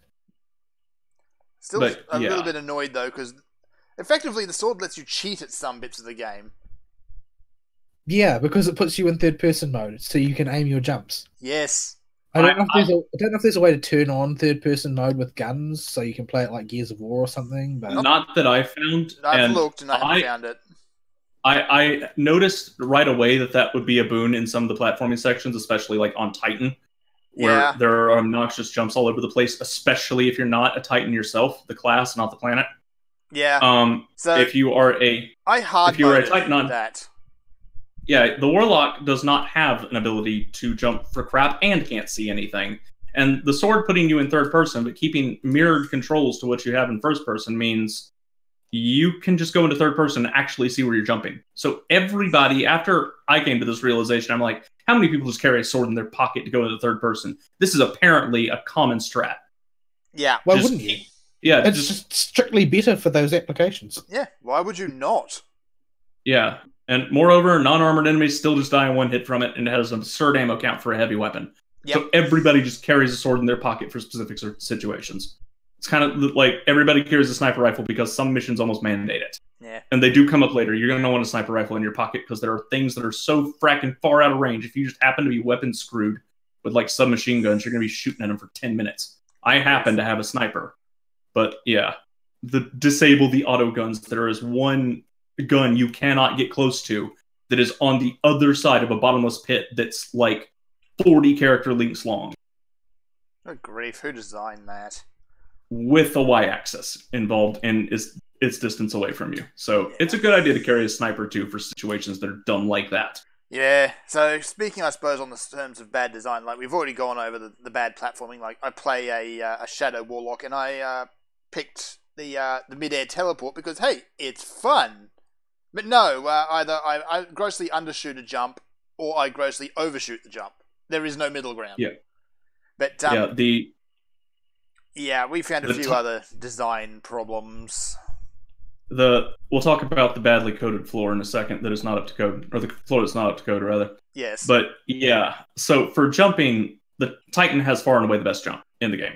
They have proper rocket boots that almost are about as good as you could hope for in a game like this. Well, the Phoenix Warlock or the Fire Warlock also has that.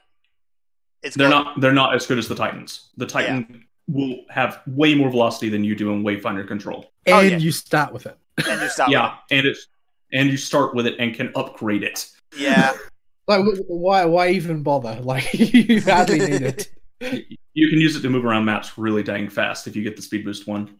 Yeah. The second tier and the first thing you start with, I think, is that jump. All the jumps for all the classes, subclasses are different too. But basically, the tier list is for jumping is Titans, Hunters, Warlocks. And there's a big gap. Like, for Hunters, they're not very creative with the jumps. We have pretty much the same type of jump for this. Hunter is my single player character. Titan's my multiplayer character. Mm-hmm. But for Hunters, it's some jump that's basically a double jump with some kind of flavor on it. Some variant of that for the second jump you can take in every subclass. And then every single third jump you can take for all the subclasses is a triple jump. Yeah.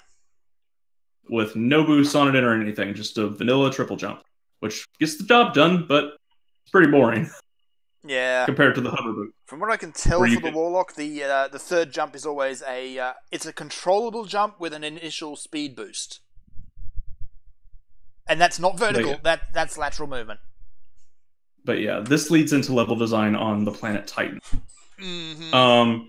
This is a platforming level in an FPS, which should tell you something already. Yeah, you're already cringing by that. Yeah, so the platforming, all in all, is not that bad for a Titan or a Hunter. Warlocks have a bit of trouble, but it's still not that bad until you get to the second half of the level, where there are one or two jumps. Some jumps that Warlock has just don't work. Mm-hmm. You like, Abo was sitting there trying to jump for like 5 minutes, and he's like, okay, this jump is just impossible with this jump. I gotta go back to an older one. Yeah. And he tried hard to make that jump work just to see if it was possible. Which jump was he using, do you know? I think he was using the third one or the second one in the first subclass. Okay, the second one, I think, for Warlock in the Fire was an initial vertical boost. Yeah, it could not get him up high enough to get to a really high grade that you had to jump up to. And we did not see a way to get anywhere closer than where he was trying to jump from. Yeah, I ran into a problem like that exploring the first zone. There's an area where you can go, which the story will send you to. But if you go there before the story, there's a stonking great force field there after you jump down this mine shaft. Now, when Vol and I went down there, Vol could climb out easy. I could not. Yeah. I had to exploit wonky terrain geometry. Yeah, that is a thing. And you can do that in this game. You can do a form of wall jumping, where if you manage to get your feet to plant at any point, even on a vertical wall, it'll reset your jump. Yeah. But, yeah. That Titan as a level, before it gets the extra corridors and holes through crap to navigate around it when it becomes a proper explorable level, is a mess with its level design, including the badly coded floor, which is not badly coded in the traditional sense. We mean it's not up to code. Yes. There's just a floor that does not look like it goes down that far, and there is a tiny doorway on the other side of a hole in that floor. It is at the bottom of a shaft of stairs.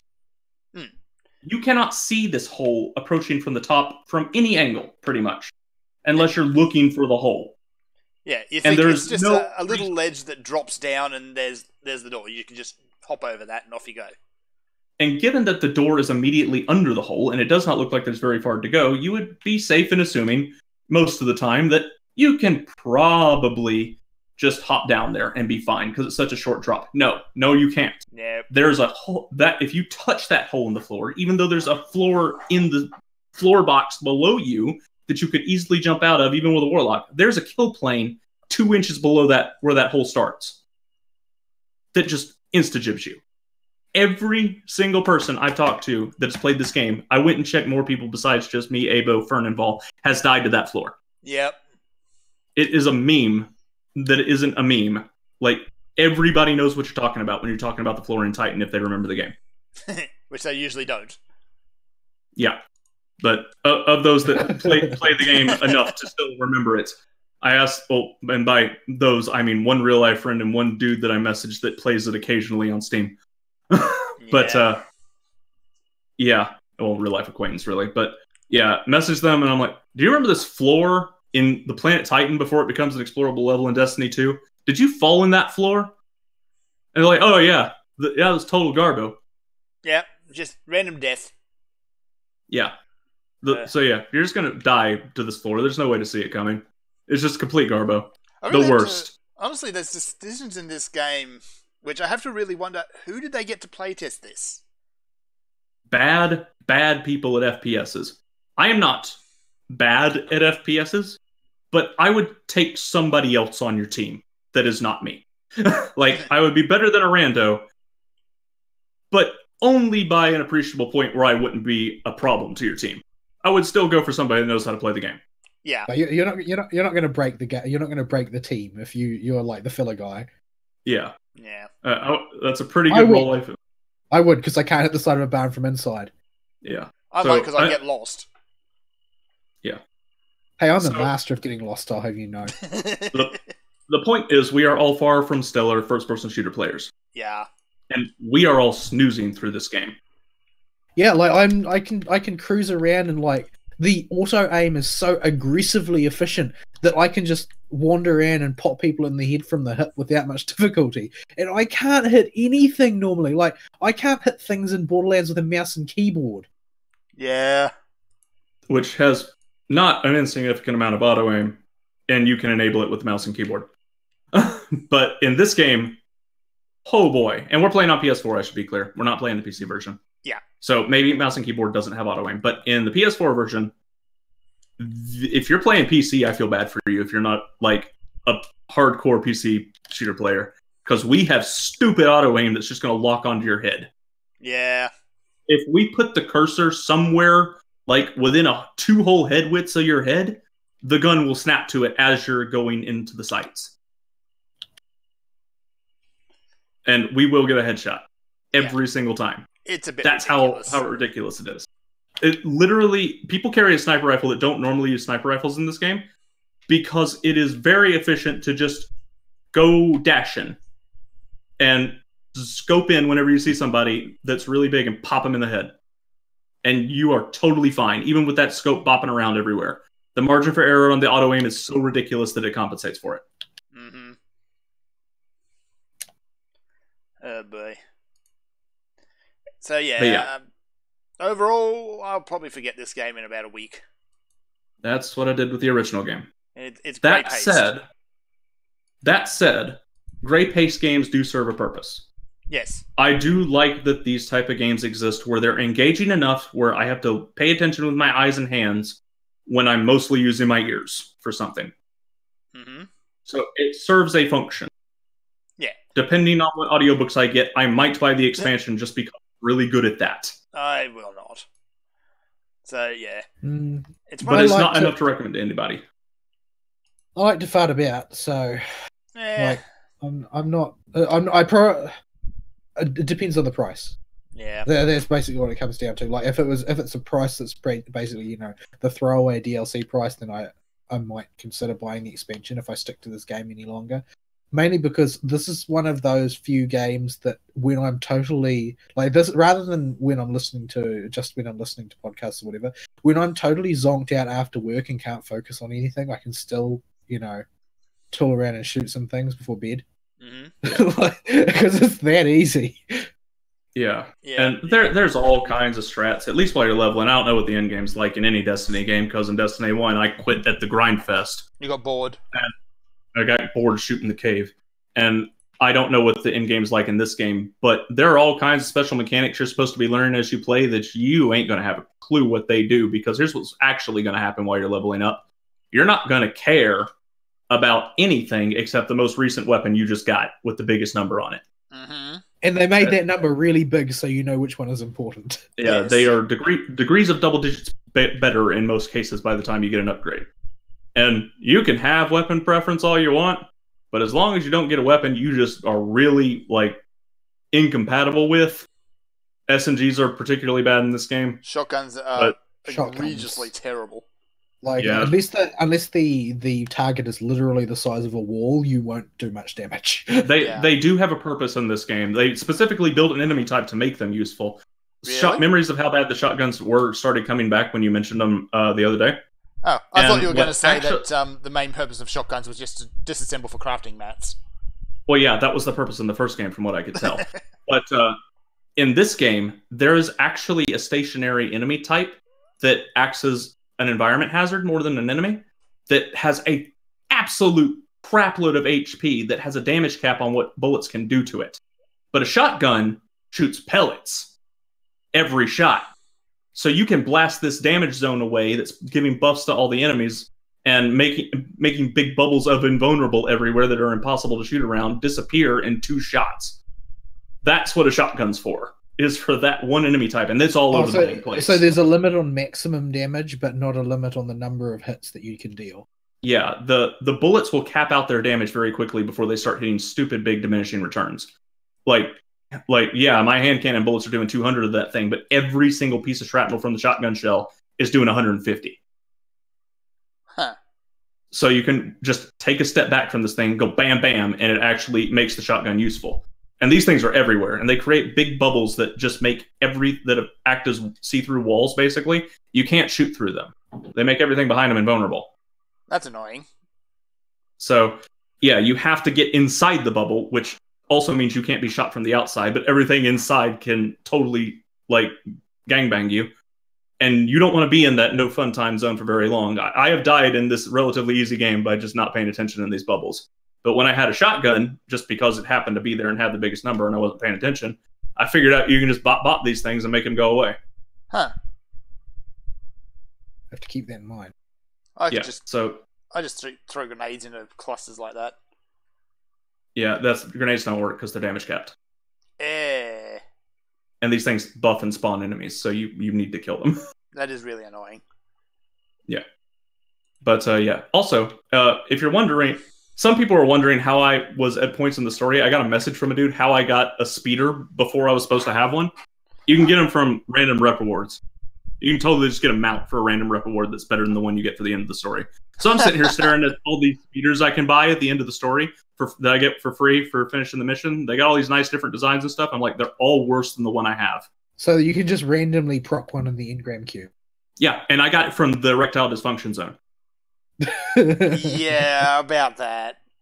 Should I explain that joke? Probably should. Probably should. So the erectile dysfunction zone is the European dead zone or something in Europe on Earth. It's the Earth hub questing area where you run around the world and do random overworld quests. And me and Avo couldn't remember what it was called, but we saw the acronym for it everywhere. So he just started calling it the erectile dysfunction zone. Oh dear. And this stuck like glue in my head and will not leave. Right. So yeah. It does have the rep vendor in there who reminds you every time you talk to him that he is in fact British. Yes, he's like super British all the time. Well, you can't possibly mistake him for something other than British. Yeah, he's harping on about tea all the time. Also, I don't know what you use Glimmer for other than upgrading weapons in game because I got Glimmer Cap by the 3rd planet. There's a cap? Oh dear. Yeah, there's a Glimmer Cap. I don't know if buying an X-Pack opens that up or something, or they got some kind of pay-to-win thing you can do to unlock that. But I was Glimmer Capped and was trying to find creative ways to spend it.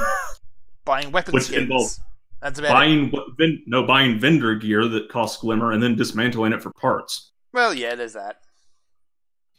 That's what you're doing with your Glimmer.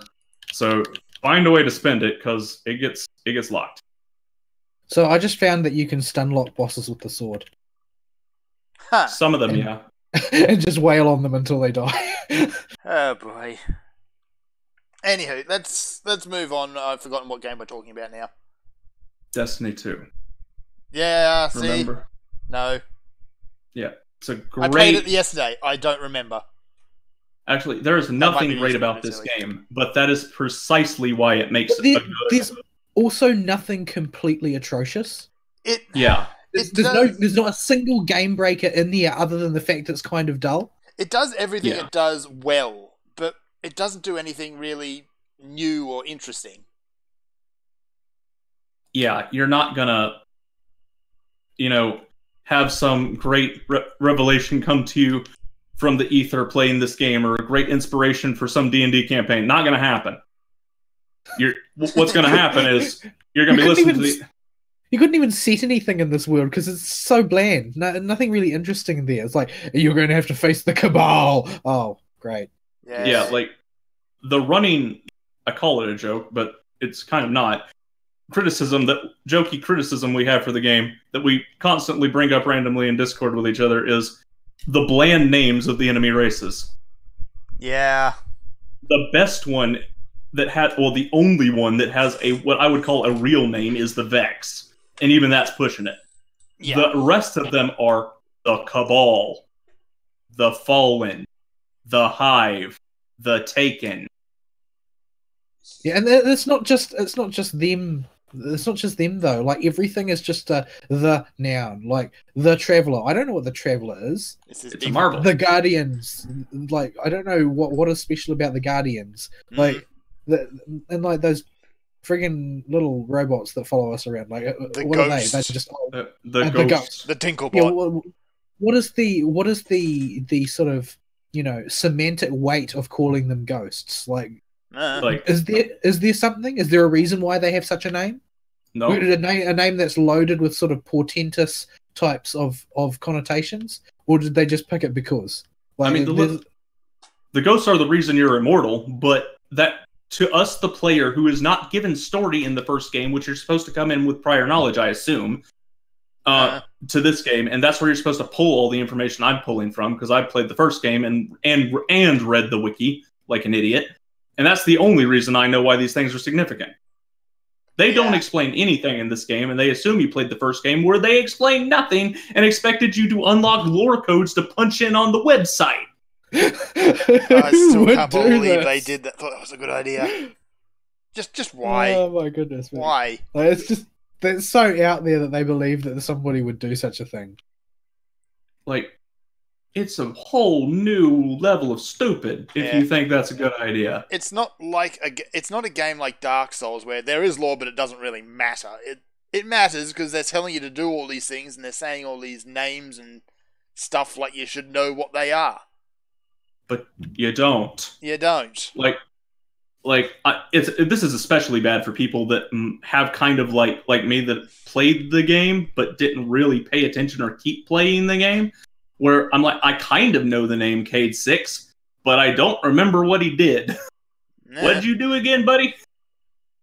Whereas Fern and I are the ignorant, we don't have any idea what is going on or why. Everybody else in the plot seems to, but I don't. Yes. Yeah, we are, in fact, the baffled. Here's what you will learn from this game. Once upon a time, last game, you saved the world from whatever they did in that game. I didn't play it. And then you got popular. And all the big shot guardians like you. Guardians are dudes that can come back to life when they die who used to be dead. They got rezzed in the battlefield by the ghost that the marble sent out. The marble is called the Traveler, but me and Abo call it the marble. It's the moon. Yeah, the marble gets suction cup stuck on it by the Down syndrome gorilla with no nose. You go kill the Down syndrome gorilla with no nose. You win. He turns into a giant blob monster that dies in a cutscene. You don't even get to fight that. You just fight him, another brute-looking dude. Right. You don't even get to fight the random blob monster. That's sort of like, this is emblematic of their creative bankruptcy, that their idea for a cool boss is a dude in armor. Yay. Like, really? Is that the best you could come up with? A dude in armor? To be fair, there were underlying mechanics I saw in the fight trying to pop out and, do stuff with, but they didn't matter. Because if you've done any side quests in the game, you're going to one-shot everything with a headshot that your cursor auto-tracks to. And gives you basically for free if you have any kind of precision weapon at all. Oh boy. My fist is a precision weapon. It is. If you're a hunter, you can chuck your knife and get precision kills with normal melee. Yeah. I'd totally get the damage bonus. I'd chuck that knife and do 3,000 damage to people. Nah, I haven't looked at the numbers on the Warlock, but it's just run around, give everybody a magic high five, and they fall over. Yours does about 200 something. I don't know what happens if you buff it. Every class has a subclass that lets you buff your melee, it seems like. Yeah. But yeah, that is Destiny 2. I'm being harsh on it because it kind of offends me in a way that I enjoy spending time with it. Because it's so aggressively bland, but because that's all I do with it is spend time with it. Yeah, and this is why this is basically the same feeling that I get from MMOs. Like, people don't understand the amount of time that I dump in MMOs, and the primary reason is because you can just do it. And yeah. It will let you just do it. You don't have to worry about any of the minutiae. The game practically plays itself. If you just need something to occupy yourself when you're doing something with your brain instead, there you have it. Mm-hmm. They're really good for that. Yeah. And it is good to have something to be your audiobook fodder. Destiny can serve as that pretty dang good, IMO. Yeah. But it's not worth a recommendation for any kind of merit the game has. Yeah, this is like watching the bog standard shonen anime of the season. Yeah. Not too far from that mark. Oh boy. Anywho, do we have something good to talk about for your week, Ari? Please say you have something good. So, Vol did a whole lot of Fate Go, and most of our listeners don't play Fate Go, so I don't want to talk too much about that. But I did play a bit, and I got the highlights out of the way in his week. And I played enough where, I played as much as an active casual player would play. I cleared this entire slot lotto once because I kind of needed everything. And just figured I'll just clear it out because I need everything. So I cleared it out once, and I got the big craft essence twice, to each of the big craft essences that were available to me. And ran the second lotto till I pulled the second craft essence there and called it a day.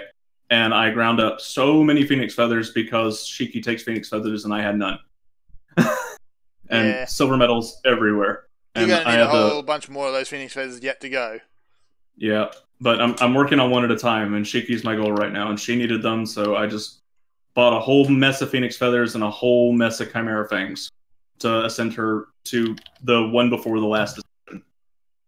She's in her in-game dress now, so. I actually like her other dress better, TBH. I thought the pink with flowers with the tied-up hair was better, but... You can just change it. Yeah, you can go in and change that back if you like. Oh, can you? Yeah. Yeah, I change most of my servants because oftentimes there's at least one outfit I don't like. Well, like, usually I like Kieran once you get Lance's them... initial outfit best, for instance. Yeah, like you'll get it. Usually it goes, you got a basic outfit with a bit of flair and embellishment, and then you get some ludicrously over-designed thing for their final tier. Yeah. Well, it varies. Like, usually if it's a female servant, it's just less clothing each tier. Yeah, that's the other extreme. Shiki still has very fine dress, but it's radically different, and I don't like the design as much as I do the tier 2 one. Yeah. When she gets her rank 3 costume. Yeah. Just and then just go into the status screen and you can pick whichever skin that you like. Yeah. Yeah. And while the let down hair is more thematically appropriate for Void Shiki, I like the tied up hairstyle better. Yeah. You get characters like Nero. Nero looks really good with her final form. She gets the flaming sword and the giant shoulder pad. Then you get a character who is Nero's best friend, Liz, who looks like she's wearing some kind of cake. Yeah, she legit looks like a wedding cake or something. Yeah, it's a bit silly. It is silly, but it's also sort of fitting for a character. It is. I usually use her second skin, the one that's similar to her first one, but just doesn't show so much skin. Yeah. Then you get Romulus, who just seems to add more feathers. Romulus just gets increasingly flamboyant and more like a member of the Ginyu Force as he goes along. Yeah, complete with shouting and posing. Fabulous. He's praising the sun when in his idle position. Yes. But he just hands outstretched, praising the sun. Showing off his bulge, which is disturbing and eye-burning. Let's not talk about Romulus anymore, shall we? You also get a free roll at the pay-to-win lottery. For completing the story, you get one free roll, and I got an emote. Dang it. There was like a really fast mountain there, And chance for legendary gear? No, get a fracking emote. You got the booby prize. I got Oh, the booby prize. I hate, like, I never use emotes. I hate when you get them as like rewards for things. Like, that's like an anti-reward to me. It really is. It's like you just burden me with this thing that I'm never ever going to use, and you're laughing at me quietly, aren't you? Yes. Yeah. In Destiny, I'm less offended by it because I'm not going to plug in my microphone for this video game. You can't make me not happening. No, never happening. No. Yeah, that ain't happening, man. Like, period, end. So I do kind of like the simple emote system for communicating, pointing, and pulling people towards you. And seeing as though if you take microphones away, that's your primary method of communication, wouldn't it make more sense to have as many unlocked as possible? Yeah, but these are like dumb, silly ones. So okay, it's like all mine, and it's some money grubby emote. Yeah, you like spread out these like fake monies, and you try to kiss them or eat them or something. I can't tell. It's hard to tell with a mask on. All right. But yeah, that I have done audiobooks this week, but as usual, I'm gonna have to put this stuff off for when we need content because we're running late. Yeah, that's okay. We have no news this week. Well, very little. And daylight savings started, so. Oh, good grief! That nonsense again. Here's the dealio with daylight savings time for Americans and people that are coming off of daylight savings time. I live in a superior time zone. Okay, so yes, we use Fern time, and the reason we use Fern time is because he doesn't change. Yes. This means you guys and everybody else has to pay attention to their clocks, but it's fairly simple. If you're coming off of daylight savings time and you're falling back, the show will be an hour earlier at 9:30, if it's at 10:30, etc. So just come to the show an hour earlier if you're listening live. If you're listening in the other side of the world that's upside down, and you're going on to daylight savings time and springing forward, because it's spring, the show's an hour later for you. If you don't observe daylight savings time, you don't have to worry about it because we're on Fern time. Yes. So that is how it works. Sensible time.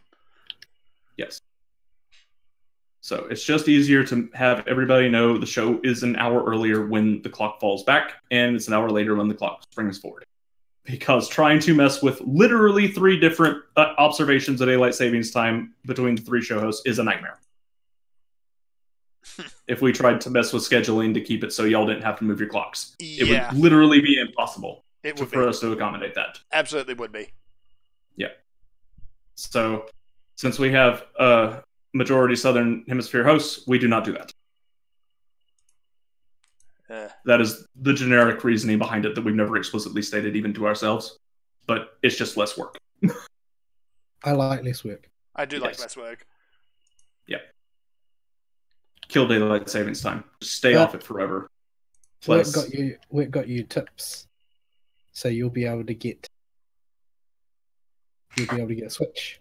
Yeah, I've got money put aside to get a Switch. Now I'm just waiting for a good deal. And go look at the game library. I'm not even sure what games I have for that thing. People have left games over at my house. I need to play the Monster Hunter Double Cross because they've taken Diablos and made it even worse. Why would you do that? Diablos is so horrible to begin with. Because they hate you. Diablos would be an incredibly fun monster to fight if she didn't have a tail that had a buggy hitbox. Yeah, buggy hitbox has always been part of the course for Diablos. They never even fixed it for World because it's kind of ascended to a meme status at this point. That is lovely, but they have the makings of a fun boss if they would just fix her tail. Yeah, I'd be happy if they just toned down the angry a little bit. Like, if the tail ain't moving, I shouldn't get hurt for touching it. Half the time. At seemingly randomly decided times that I've heard you can actually predict when the tail's hitbox is going to stay active when it's not moving, but I don't play the game enough and fight Diablos consistently enough to learn it. Yeah, every monster has a visible tell for basically everything. It's just some of them are extremely subtle. Yeah. Yeah. And, yeah, just if that tail would just consistently stay active and deactive based on its motion, its clear motions, I would be fine fighting Diablos. But as it is, because I play stumpy fast weapons, I have to get near the tail to do damage. Stay away from the tail. Yeah, so it inevitably becomes a dash hop game whenever I fight that boss, till that tail comes off. which takes 10 minutes. It's not a difficult thing to make the tail a non-issue and make the fight easier, but I would rather spend the 10 minutes every attempt and just get the tail out of the way instead of having to deal with the random is its hitbox active affect the whole fight. Yeah. So, anywho, well, I'll keep my mind open. There's a few games on the Switch I'd like to play. Like, I wouldn't mind getting my hands on Breath of the Wild and things like that. But Monster Hunter and I wouldn't like if I had a Switch, I would play Breath of the Wild at least a little to see what it was like, but I would not buy a Switch for it. No.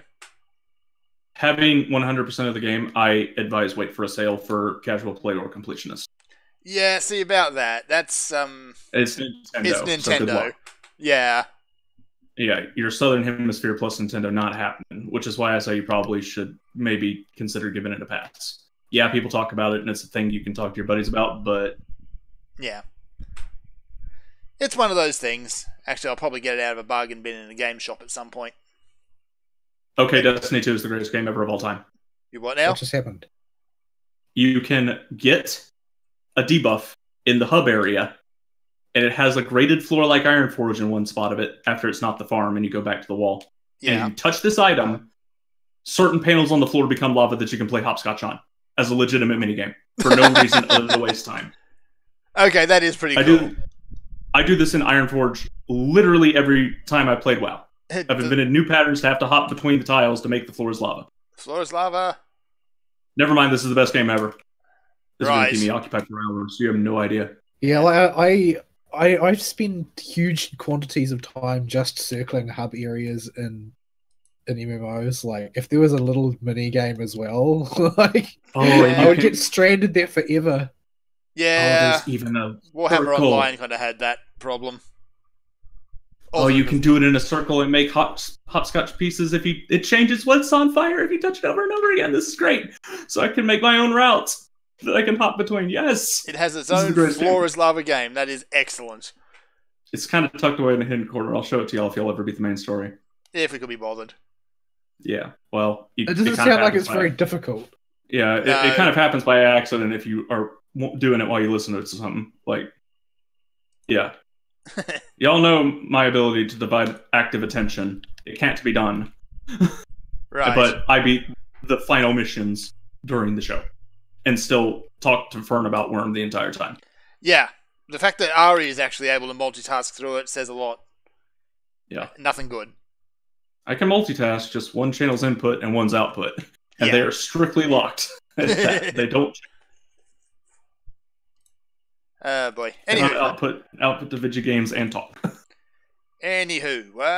We should do some news. We do some news.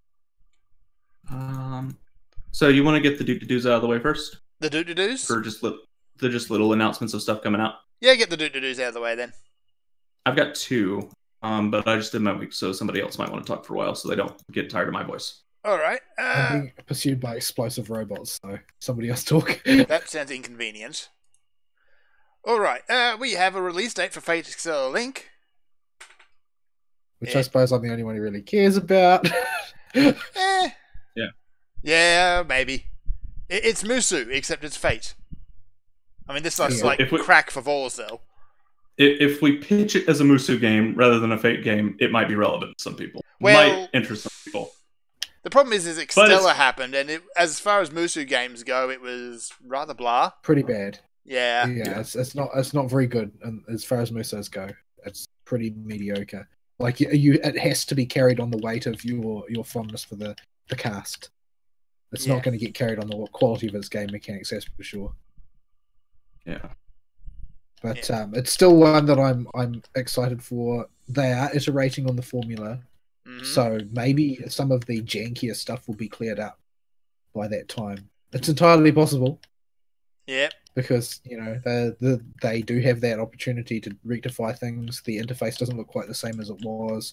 A lot of the stuff that looked pretty awful and was tied to some pretty primitive sorts of design looks like it's been cleaned up a little bit. So yeah, it may be a straight up improvement. So yeah, it may become a game Muso fans actually play. But yeah, like the first one, like I liked the story. A lot of people didn't like the story very much, but I liked it. It tended to waffle a bit too much for my liking. Everything in the Fate universe waffle. Like, True. there's no getting away from the waffle. True. Like that's how Nasu writes things. Really, Incredibly verbose. The waffle has to be a selling point to like the Fate universe's stories. It's really common in visual novels in general to have a lot of waffle as well. Yeah. Yeah. So, yeah. The one I found with the least waffle, which is Jisenju no Mao, still has a ton of waffle. Yeah. Yeah. Yeah, I'm looking forward to that. It is basically like crack to me. There's not really any getting away from that. So it's going to be one of those things that I do, I break with all my principles and just make a blind day one purchase at full price because I don't even feel like I have a choice not to. Everybody's got one or two franchises that do it for me. It's okay. You're allowed one or two. Yeah. So we've also got details of the collector's edition for it. So it comes with the game. It comes with a soundtrack. 3-inch by 5-inch cards for each servant. What about a box? Does it come with a box? Not come with a box. What? They didn't put the box on the box. How could they? The box is not on the box. Part. Are they just going to send it to you in a stick? Oh, jeez. So yeah, you got those. You got your waifu trading cards. You got a big cloth poster, and you got a diorama, which is my box. Waifu mode. But my box. It does have a box, but the box is not on the box. But the box is the number one feature. You got to list the box as a thing on the box that you're buying, because people clearly can't see the box. Why has it become the box as a selling point? Anywho, so yeah, that's coming out first quarter next year on the PS4 and the Vita. Yeah, I didn't realize that they were going to put it on. Number one, I didn't realize they were going to put it on the Vita again because the Vita is a huge shackle to development, and they don't even make them. Well, almost. Number two, it's not conspicuously not on the PC, which is going to hack off a lot of people because lots of people bought the PC version on the understanding that, oh, well, if I support the PC version, maybe they'll localize more of the stuff to the PC instead of, having to play on a console. So there are a lot of butthurt people right now over that issue. It's on the Vita and what else? The PS4. PS4, okay. Yep.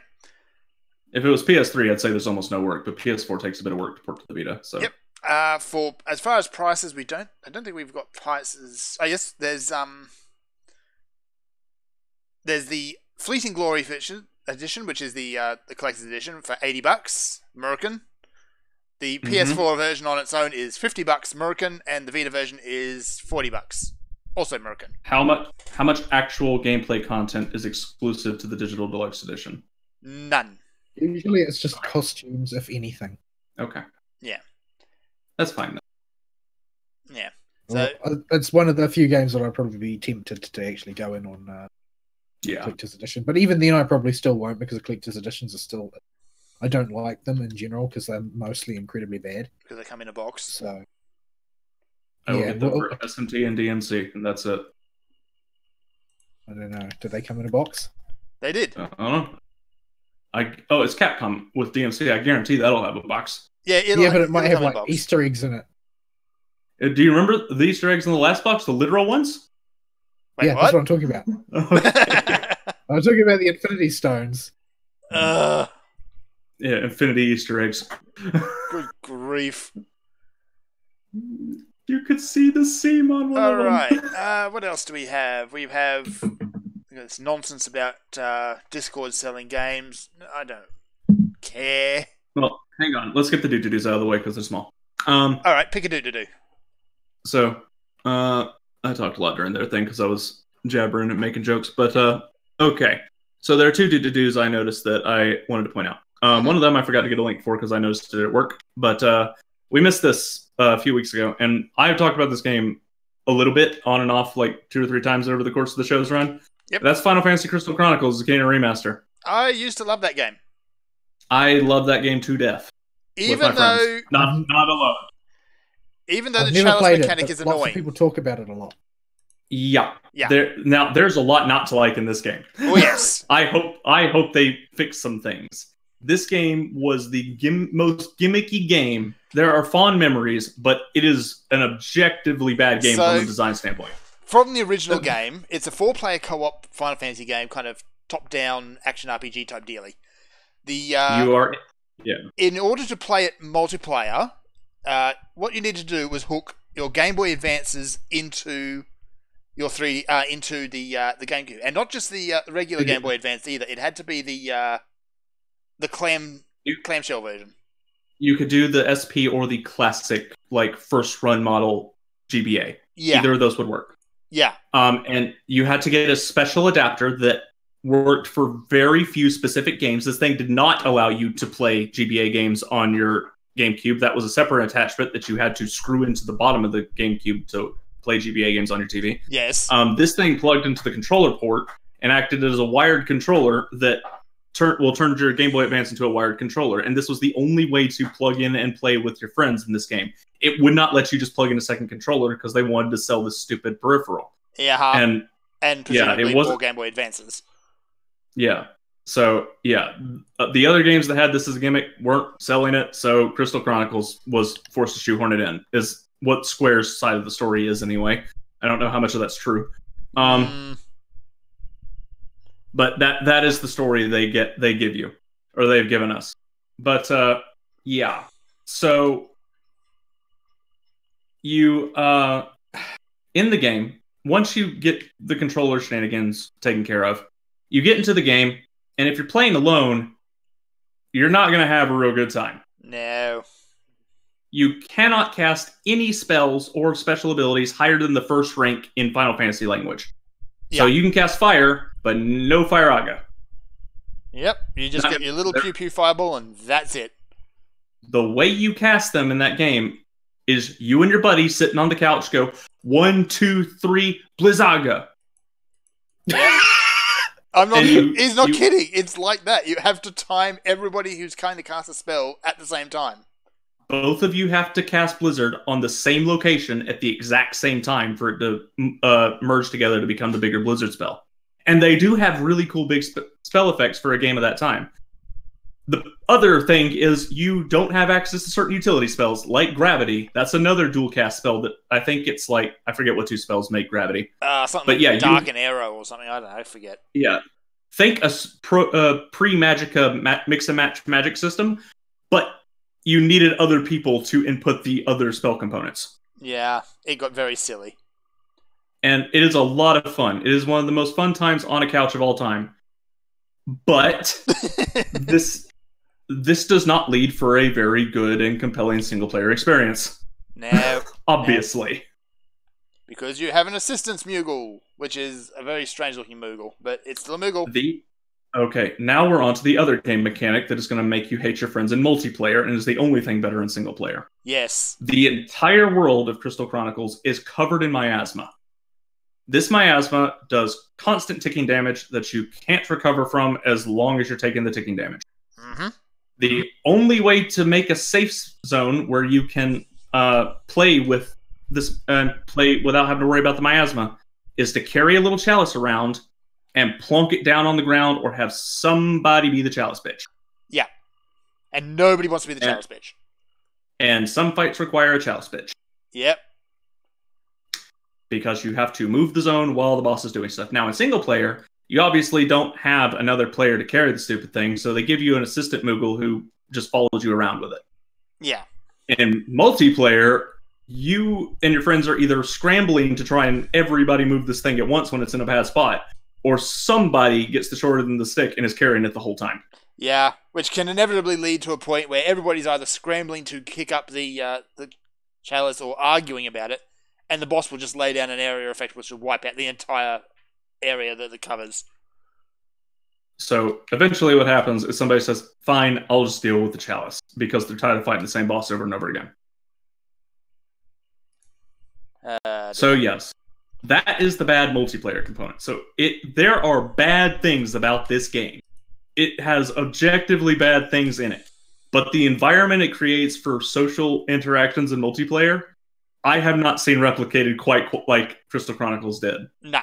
Yeah, but do you think that it ever could be? Like, do you think that can happen again? I do not know. I don't know if online it'll have the same effect it does in real life when you're on the couch. Because and also this game came out when we were, kids and teenagers. Like, there's a difference between being 13-year-olds on a couch going 1, 2, 3 Blizzaga and laughing with your friend, and being online and both of you coming home from a long day of work and going 1, 2, 3 gravity. You both got to be in the mood to even attempt this on online multiplayer. It's going to be slightly different no matter what. But if you're gunning for replicating the feel the game was going for back in the day, you got to both be on the same page and having a good day. Yeah, and preferably, in person. Yeah, and your tolerance for BS is going to have to be pretty dang high. Yeah. That's, of course, assuming they even put in online multiplayer. There's no confirmation on that. Yeah. We shall see. But yes, it's a game me and Fern have fond memories of anyway. Yeah. But it is not a good game, objectively speaking, but it is a fun one. Yes. Its various janks kind of just increase the fun. Yeah. Yeah. So that is one game that's coming out. Mm-hmm. The other thing is a follow-up from last week that is another Duke to do. So the Rondo of Blood thing and Symphony of Night name registry that had a bit of other stuff behind it that the article I listed didn't go into last week is a for realsies thing. It's happening. We're getting. It's not something dumb like that's just them registering the things for the Sony console portable. They're getting a legitimate 2-game release. Neat. Now, so far it doesn't look that impressive, but finding Rondo of Blood is a pain in the butt. And playing legally is a pain in the butt. So it is good that we're finally getting to a position where we can buy it legally easily, assuming this game isn't like short print or something. But they're putting out a Wombo Combo pack of Rondo of Blood and Symphony of the Night that you can buy for at least PS4 was on the list. I'm shooting dudes, so I can't pull up the article this second. I wouldn't actually be surprised if you find it on the Switch. I think it was on the Switch as well, but I'm not sure. The article's in there. It's getting ported to the Switch. Yeah. Amazing, Nintendo. You make a console that isn't impossible to port stuff to because of wonky peripherals, and people will actually do it. I know, right? Bigger install base. Who knew third-party devs will support you if you give them that? Other than, forcing them to redesign the whole game because of your wonky peripheral. Yes. Oh, boy. I'm not criticizing you. I'm just criticizing you. I don't want to hate you, Nintendo, and you're doing better, but don't forget your mistakes. While we're harping on Capcom, then, there's some Devil May Cry 5 details. Right. I actually didn't take a look at these. My time at home was spent with Abo. doing these games.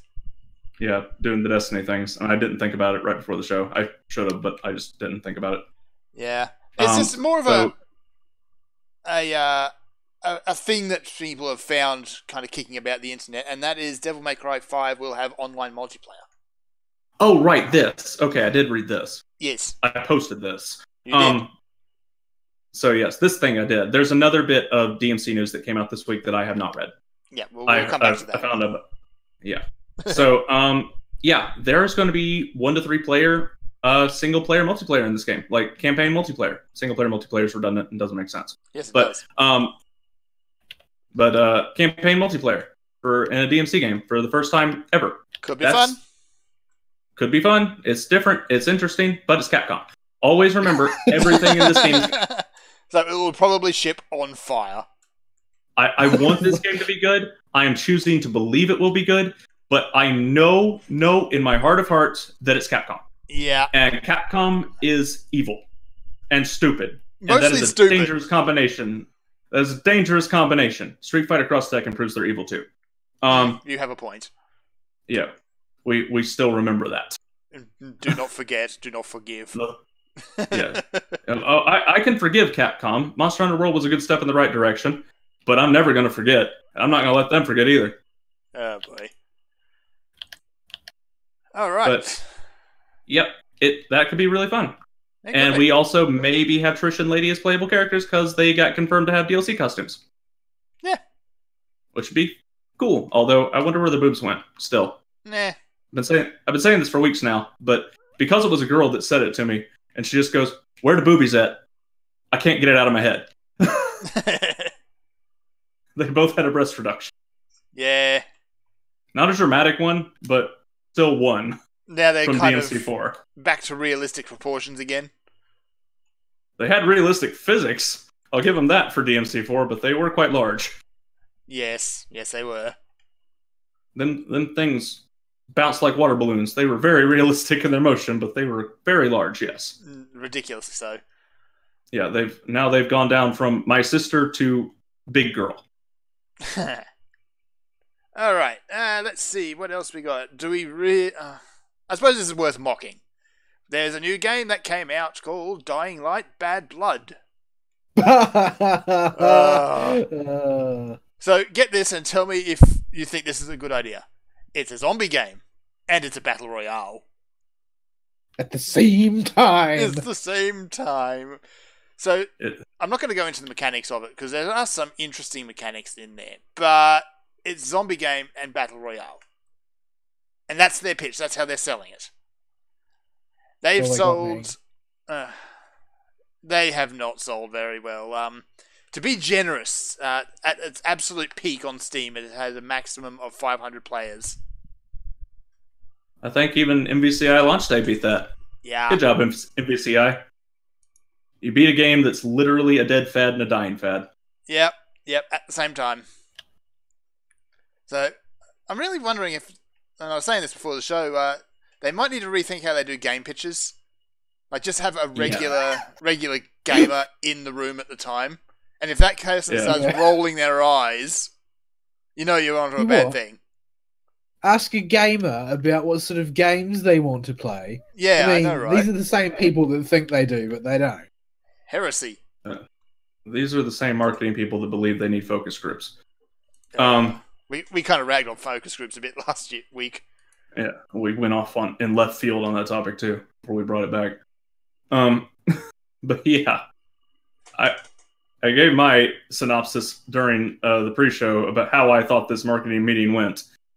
And from what I remember, I think it was pretty accurate, but I can't remember for the life of me what it was because I was paying attention to Destiny, and that makes me forget everything.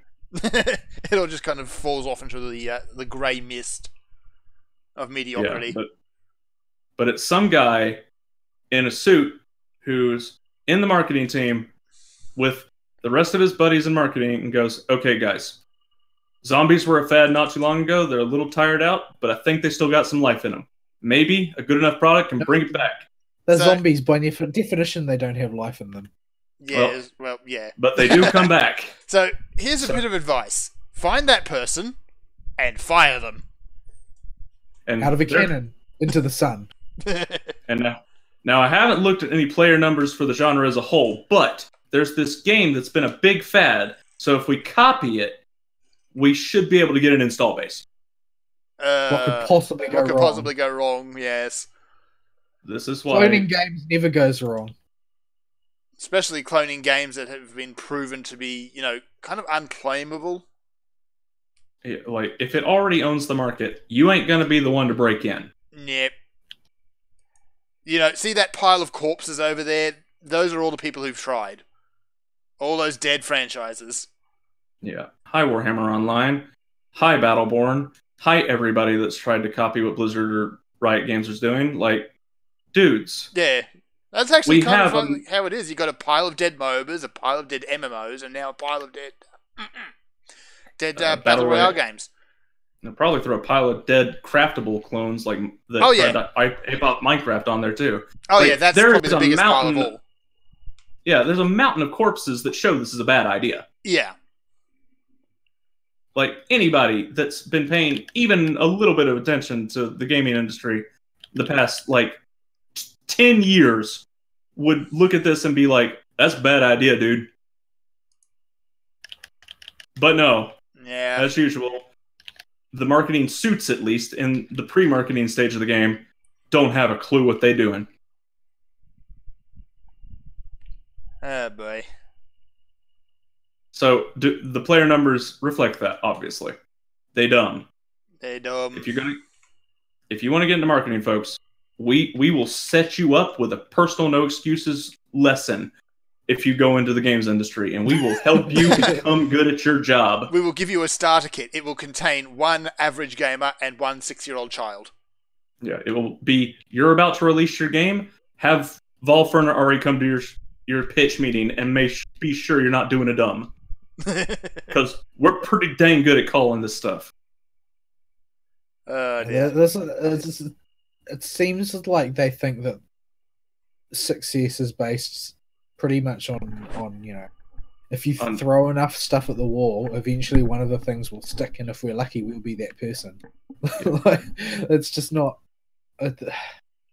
My goodness, people don't seem to be grasping just how badly PUBG is crashing right now.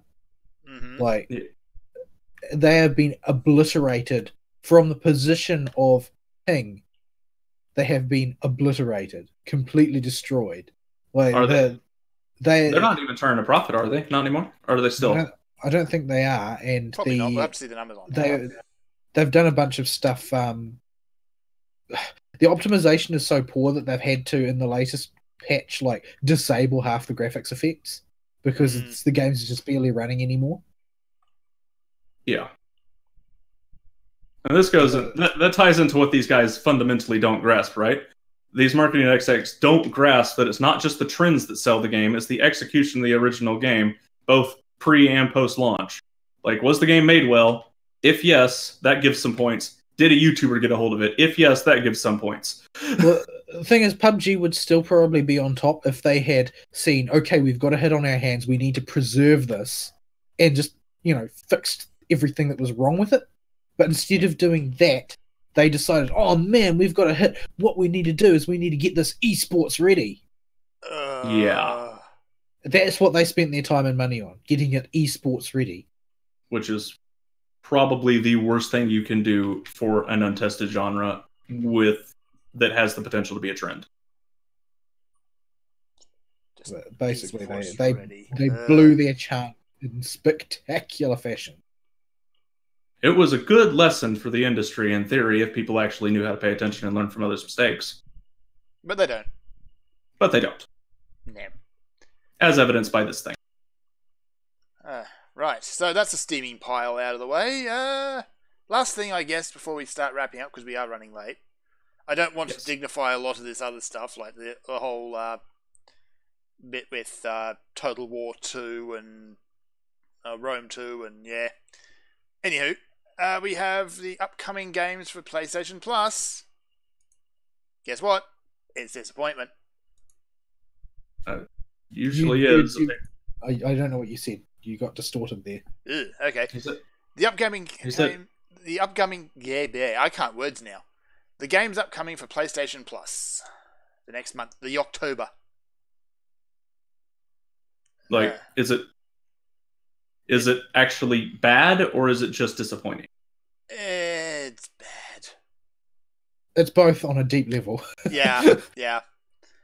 I'm actually just trying to find the proper link because for some reason the one we have there is broken. What? Hang on a sec. I don't know. This one's all you, bro. Yeah. But yeah. Anyway, so the big headliner game for the month of October is, as predicted, because Halloween is a thing in America. It's Friday the 13th. The game. It's a horror game. Oldish one too, at least a few months.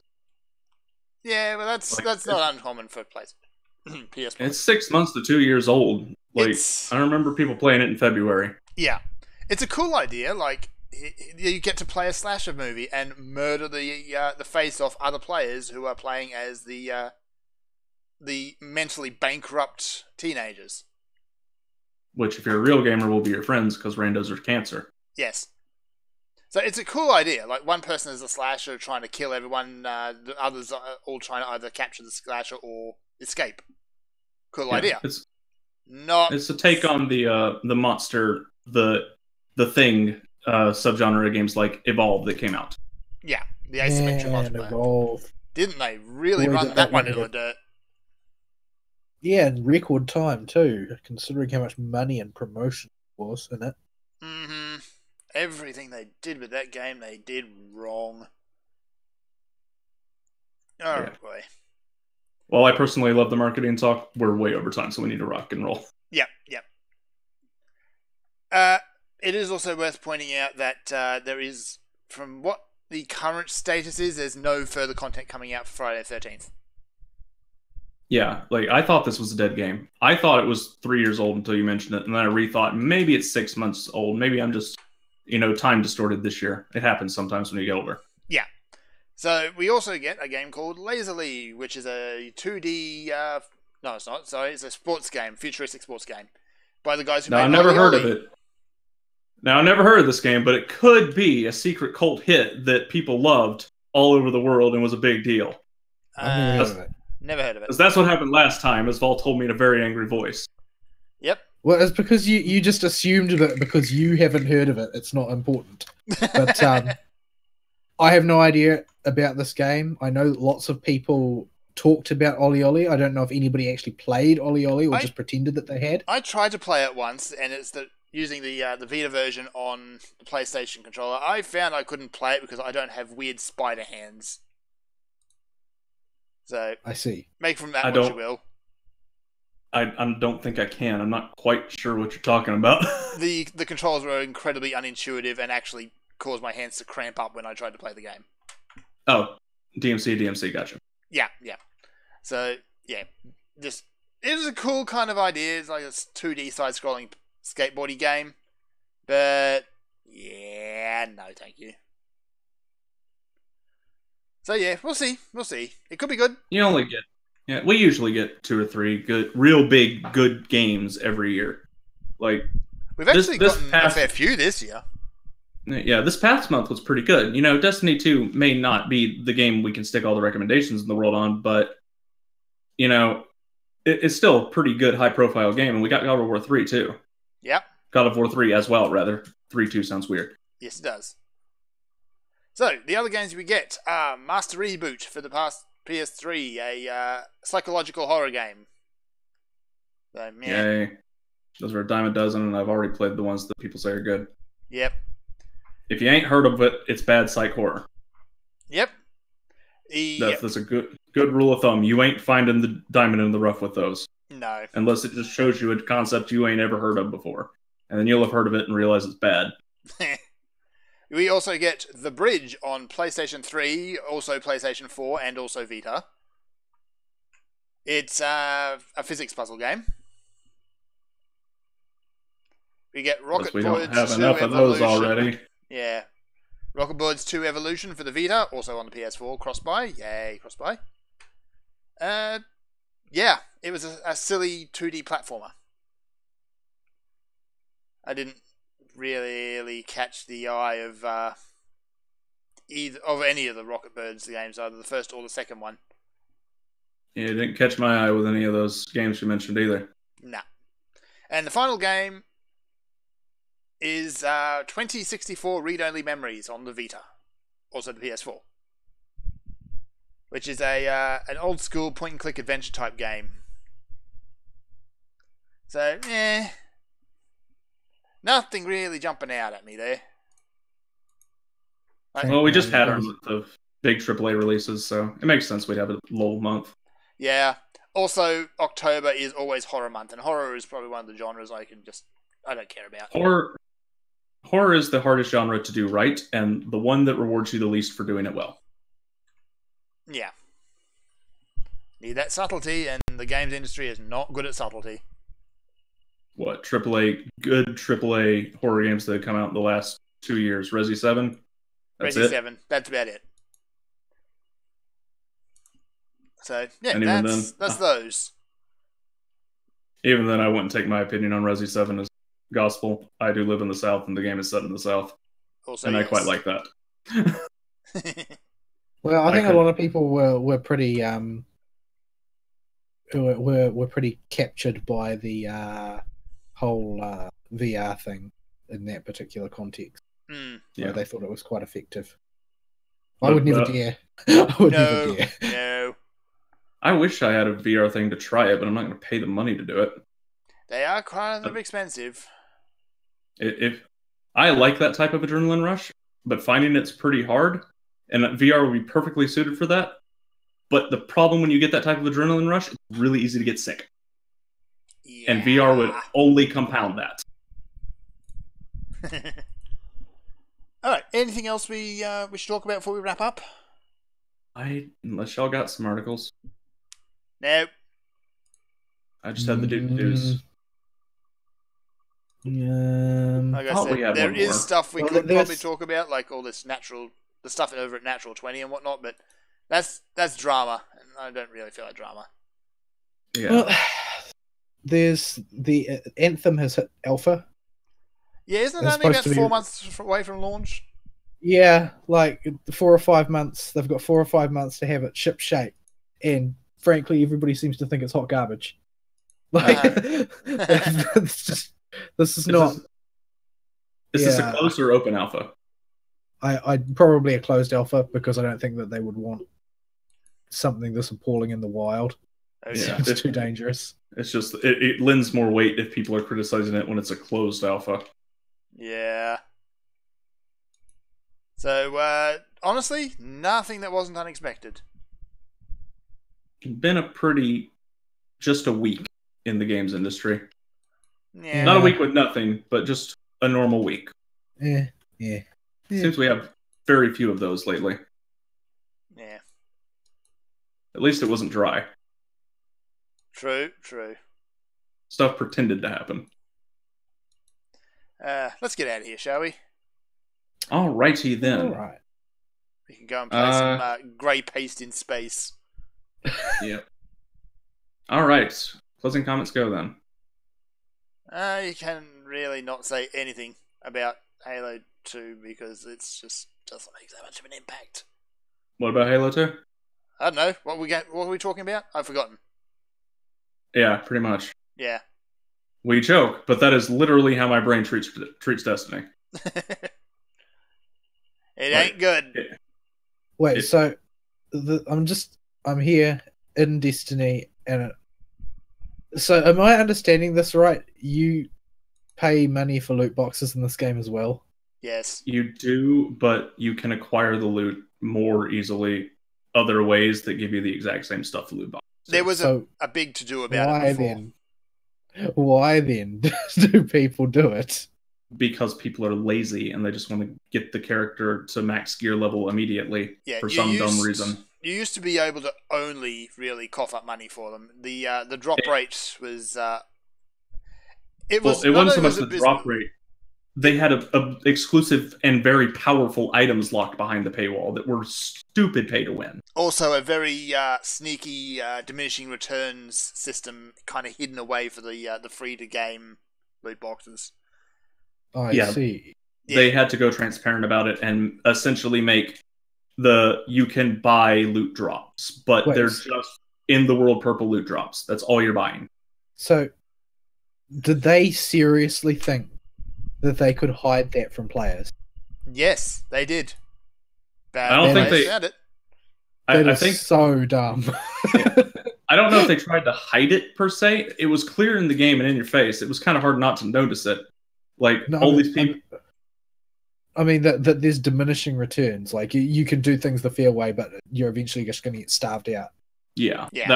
That was actually, I think, late Destiny 1 is when that debacle happened, or at the very launch of Destiny 2. It wasn't too far off it. Yeah, I think that was actually Destiny 1 that had that. But they carried over Eververse into this game, and it was big to do. And but it essentially is just, you can pay for purple little engrams, so you don't have to go get them to drop. But they're not that big a deal to get to drop, TBH. Yeah. I would be happy, though, if I could go to the farm and not have the Eververse icon constantly blinking on my screen. That's annoying. Yeah, that is annoying. But, you expect that in this kind of game, unfortunately. Sadly, yes. But yeah, the wall is the old hub, the wall of the city. And you get that hub back, the farm just disappears from your map, I think.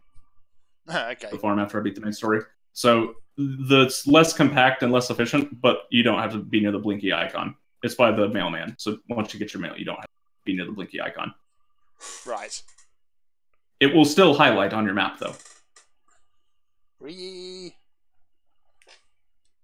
Alright. Destiny 2.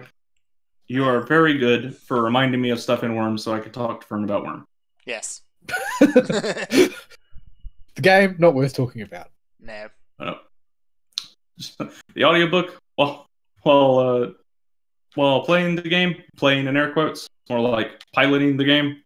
I'm more just issuing commands from my hands to do something, and they just kind of win the game. Your character is just a vehicle for a gun. Like, there's a will that just says progress in the video game, and that's all the thought it takes. Everything else just happened. My hands are able to do it automatically. This game is so easy. Yeah. Oh, Anywho, I finally figured out what the postmaster is for. Okay. Yeah, if you lose, that is a good feature in this game that they did not add until later in Destiny 1. You can, if a blue luck drop rolls off a cliff or something, you can go talk to the mailman and he'll give it to you. Yeah. Oh, those weapons look like they might be useful. Cool. All right, folks. Worm's a good read. I think we're done covering it on the show as we were going through it while Fern read it. So, if you want to check it out, we've given you all the warnings we can for the audiobook and the story itself. If it sounds like something you like, go check it out. Yes. That's my last recommendation on that. And I think we're done. Yep. All right, folks. We will see y'all next week. Sayonara. Bye-bye.